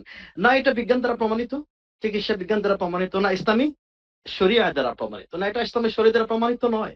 নবী সাল্লাল্লাহু আলাইহি ওয়াসাল্লাম তাবিজ ব্যবহার করেননি, নবী মুহাম্মদ তার সাহাবা کرام ব্যবহার করেননি, আংটি ব্যবহার করেননি। তাহলে এটা হবে আশিরকুল আসগার। কারণ এর মধ্যে একটা ক্ষমতা রোগ মুক্তি দেয় বলে যেটা বিশ্বাস করছি, যে বিশ্বাসটুকু নিতে হবে তো কোরআন সুন্নাহ থেকে, এটা তো প্রমাণিত নয়। কিন্তু জার ফুক করা, ফু দেওয়া, রাসূল সাল্লাল্লাহু আলাইহি ওয়াসাল্লাম জার ফুক করেছেন, পানির মধ্যে ফু দিয়েছেন, ব্যক্তির উপরে সূরা নাস, ফালাক, আয়াতুল কুরসি পড়ে, সূরাতুল বাকারার শেষ আয়াত পড়ে ফু দিয়েছেন। এটা আবার সুন্নাহ দ্বারা প্রমাণিত। এটা সুন্নাহ, জার ফুক করা সুন্নাহ। কিন্তু তাবিজ ব্যবহার করা যেহেতু শরিয়া দ্বারা অথবা বিজ্ঞান দ্বারা প্রমাণিত নয়, এই জন্য এটার মধ্যে ক্ষমতা আছে বলে আমরা বিশ্বাস করার কারণে, ছোট হোক আর বড় হোক, এটা শিরকুল আসগরের মধ্যে পড়ে যায়। আর যদি পরিপূর্ণ ক্ষমতা আছে বলে আমরা মনে করি তাবিজের মধ্যে অথবা সুতার মধ্যে, আংটির মধ্যে, তাহলে এটা কি হবে, এটা শিরকে আকবরের মধ্যে নিয়ে যাবে। আশা করি বিষয়টা বুঝতে পেরেছি। সিমিলার একটা, উস্তাদ সময় কি আছে, কোশ্চেনটি করতে জি পারবো? জি জি জি করেন। আরেকটা সিমিলার কোয়েশ্চন, যে আমরা যখন কাউকে জিজ্ঞেস করি কেমন আছো, তখন অনেকেই উত্তর দেয় আপনাদের দোয়ায় ভালো আছি। এখন এই কথাটির মাধ্যমে কি দোয়ার ক্ষমতাকে আল্লাহর সাথে শরীক করা হচ্ছে? এটা কি সৌজন্যমূলক কথা, নাকি এটাতে শিখের কোনো বিষয় আছে বা নেই? এই কথার মধ্যে আদব রক্ষা করা হচ্ছে না। আসলে আমরা যে আল্লাহ রাব্বুল আলামিনের রহমতে ভালো আছি, আল্লাহর কথা আগে বলা দরকার। এজন্য কাইফা হালুকুম, কেমন আছেন? আরব দেশে বললে আলহামদুলিল্লাহ নাহমাদুল্লাহ বিখাইর, আল্লাহর কথা। সবসময় আল্লাহর কথা বলবেন। আপনি বলবেন আলহামদুলিল্লাহ, আল্লাহর রহমতে অনেক ভালো আছি। অতঃপর আপনাদের দোয়া আমাদের সাথে আছে। আপনার দোয়ার আমাদের শরীক রেখেছেন, এজন্য আমাদের ভালো রেখেছেন। এটা বলা যেতে পারে। আল্লাহর রহমতে এবং আপনাদের দোয়ায় ভালো আছি এভাবে না বলে মহান আল্লাহ সুবহানাহু ওয়া তাআলার দয়া তার রহমতে ভালো আছি, অতঃপর আপনারা দোয়া করেছেন। আল্লাহ রাব্বুল অতঃপর বলবেন। এই যে একটু আগেই বললাম, হাদিসের মধ্যে আসছে যে মাশা আল্লাহ ওয়া শা মুহাম্মদ, যে আল্লাহ চান এবং নবীও যা চান, এটা না বলে মাশা আল্লাহ, আল্লাহ রাব্বুল আলামিন যা চান, অতঃপর সুম্মা শা মুহাম্মদ, অতঃপর মুহাম্মদ সাল্লাল্লাহু আলাইহি ওয়াসাল্লাম চেয়েছেন। আমরা তো ভালো আছি কি আপনাদের দোয়ায় না, আমরা ভালো আছি মহান আল্লাহর রহমতে, অতঃপর আপনারা দোয়া করেছেন। এভাবে বললে বিষয়টা সুন্দর হয়, আদব রক্ষা হয়। জি। উস্তাদ, একটা প্রশ্ন হচ্ছে, অনেক মানুষ বলেন। কিছু নির্দিষ্ট ব্যক্তির উপর বিশ্বাস করে এবং হুম। মনে করে যে তারা নাকি অদৃশ্য বা গায়েব বিষয় সম্পর্কে জানে। যখন আমরা বোঝানোর চেষ্টা করি যে এটি শিরকের অন্তর্ভুক্ত হতে পারে, তখন তারা বলে যে আল্লাহ নাকি তাকে এই ক্ষমতা দিয়েছে, অথবা তিনি স্বপ্নে এই ক্ষমতা পেয়েছেন। ইসলামের দৃষ্টিতে কি আল্লাহ সত্যিই কাউকে এই ধরনের বিশেষ ক্ষমতা দেন, যাতে সে অন্যদের এভাবে সাহায্য করতে পারে? নাকি মানুষের উপর এভাবে বিশ্বাস করাটাই আকীদাগত সমস্যার মধ্যে পড়ে? এটা তো আসলে সরাসরি শিরক আকবরের মধ্যে হয়ে গিয়েছে। এটা শিরক ফির রুবুবিয়্যাহ। কারণ গায়েব অদৃশ্য আগামীকাল আমার আলোচনার উদাহরণে আসবে। গায়েবের মালিক, গায়েবের বৈশিষ্ট্যটা হচ্ছে অদৃশ্য সম্পর্কে জানার ক্ষমতা একমাত্র আল্লাহ সুবহানাহু ওয়া তাআলা। এজন্য আমি যদি মনে করি মহান আল্লাহর মতো অদৃশ্য সম্পর্কে আগামীকাল কি হবে, পরশু কি হবে, তরশু কি হবে, আল্লাহর মতো পৃথিবীতে আরো কোনো মানুষ, কোনো পীর, অলি, দরবেশ, এমনকি রাসূল সাল্লাল্লাহু আলাইহি ওয়াসাল্লামের সম্পর্কেও যদি কেউ মনে করে তিনি কি জানেন গায়েব সম্পর্কে, তাহলে এটা শিরকের রুবুবিয়্যাহ, মানে আল্লাহ রাব্বুল আলামিনের বৈশিষ্ট্যের সাথে শিরক স্থাপন করা হয়ে যাবে। এজন্য কেউ যদি বলে থাকেন যে এরকম কোন ব্যক্তিকে মান আল্লাহ রাব্বুল আলামিন দিয়েছেন, তিনিও মুশরিক হয়ে যাবেন, কাফির হয়ে যাবেন। কারণ তিনি এটা বিশ্বাস করেছেন। আর যার সম্পর্কে বলা হয়েছে তিনি জানেন এবং তিনিও সাথে সাথে মুশরিক হয়ে যাবেন। এই ধরনের আকীদা বিশ্বাস পোষণ করা কুফরি, এই ধরনের আকীদা বিশ্বাস করা শিরক, এই ধরনের আকীদা বিশ্বাস করা যাবে না। কারণ এটা আল্লাহর বৈশিষ্ট্য। আল্লাহর সাথে সমতুল্য করে ফেলে দিয়ে দিলাম। এটা করা যাবে না। একজন প্রশ্ন করেছেন, আসসালামু আলাইকুম হুজুর, প্রতি মডিউলে যে সবগুলা পেজের সবকিছু এমনকি হাদিস ও আয়াতের আরবি ও বাংলা সহ কি মুখস্থ করব? হ্যাঁ, এটা খুবই গুরুত্বপূর্ণ। প্রতিটা মডিউলের। কারণ আমি এমনভাবে এই মডিউলগুলো তৈরি করেছি আপনাদের মুখস্থ করার জন্য। আমি বিস্তারিত আলোচনা করি নাই। আমি দেখেছেন আমি মডিউলের বাইরে অনেকগুলো আলোচনা করি। আমি যদি মডিউলের বাইরে যতগুলো আলোচনা করি সবগুলো আলোচনা শীট আমি দিতাম, তাহলে একেকটা শীট 20 পৃষ্ঠা হয়ে যেত। না, আপনাদেরকে আমি আলোচনার মূল নির্দেশটুকু দিচ্ছি। এবং প্রথম দিনই বলেছিলাম আমি আমার সৌদি আরবের আলেমদের কাছ থেকে যত 20 বছরের যে ইলম অর্জন করেছি এর নির্দেশটুকু আপনাদেরকে দিচ্ছি। এটা আয়াত নম্বর সহ, হাদিস সহ, টেক্সট সহ এগুলো মুখস্থ করবেন, অর্থ সহ মুখস্থ করবেন। বিভিন্ন প্রকারভেদ আলোচনা করি। শিরকের এত প্রকার, এই প্রকারের এই দলিল, এই প্রকারের এই দলিল, কয় ভাগে বিভক্ত এর উদাহরণ। তখন আপনি নিজে একজন, এর নামই হচ্ছে আল ইলমু বিত্তাআল্লুম, চর্চার মাধ্যমে ইলম অর্জন হয়, ইলমের মধ্যে বারাকা আসবে। এজন্য ফাহফায ফাকুল্লু হাফিযিন ইমাম, প্রত্যেক হাফেজ ব্যক্তি ইমাম হয়ে যাবে। আপনি মুখস্থ করবেন, এটা দেখবেন ধীরে ধীরে আপনি একজন বড় আলিম হয়ে যাচ্ছেন ইনশাআল্লাহ তাআলা। জি। আসসালামু আলাইকুম উস্তাদ। ওয়ালাইকুম আসসালাম ওয়া রাহমাতুল্লাহ। উস্তাদ, একটা প্রশ্ন ছিল এরকম যে আমাদের সমাজে প্রচলিত মাজার কেন্দ্রিক যে কবির শিরকে আকবার হয়, কিংবা এই যে একটু আগে বলতেছিলেন আপনি পূজার কেন্দ্রিক, আমার কোন একজন আত্মীয় উনি স্কুলে সরস্বতী পুজো উদ্বোধন হবে এই জন্য ওনাকে মেহমান করেছিল, তো উনি এখানে যাবেন এরকম করেছিলেন। তো বিভিন্ন ভাবে মানুষ শিরকে আকবর করে এবং তাদেরকে বলে বোঝানোর পরও তারা আহ বুঝতে চায় না, তো তারা এটা করে। ওই সময় তারা এই কাজ করার পর তাদের সাথে আমাদের আচরণ বিধি বা তাদের আহ অবস্থান কেমন হবে আমাদের সাথে? প্রথমত কোন মুসলমানদের জন্য অমুসলিমদের কোন ধর্মীয় অনুষ্ঠানে শরিক হওয়া, উপস্থিত হওয়া এটা হারাম, এটা করা যাবে না। এটা কোনো অবস্থায় জায়েজ নেই কোন মুসলমানদের জন্য। অমুসলিমদের সেটা ক্রিসমাস ডে হতে পারে, খ্রিস্টানদের বড়দিন হতে পারে, হিন্দুদের শারদীয় দুর্গা পূজা হতে পারে, বা অন্য কোনো বিধর্মীদের সরস্বতী পূজা অনুষ্ঠান, কোনো অনুষ্ঠানে বিধর্মীদের শরিক হওয়া যাবে না, হারাম। এক নম্বর কথা। ২ নম্বর কথা হচ্ছে কেউ যদি এরকম অনুষ্ঠানে যায় তাদেরকে দাওয়াত দিবেন। তাদেরকে বোঝানোর চেষ্টা করবেন আপনি যাচ্ছেন এটা ঈমান বিরোধী, এটা ইসলাম বিরোধী, ঈমান বিধ্বংসী কাজ। আপনি হাদিস কোরআন দিয়ে ভালো করে বুঝাবেন। কারণ রাসূল সাল্লাল্লাহু আলাইহি ওয়াসাল্লাম বলেছেন, কোন ব্যক্তি যদি বিধর্মীদের কোন অনুষ্ঠানে শরীক হয়, ওই সময় বিধর্মীদের শিরকি অনুষ্ঠানে, বিধর্মীদের কি অনুষ্ঠান? শিরকি অনুষ্ঠানে আল্লাহ রাব্বুল আলামিনের গজব পড়তে থাকে।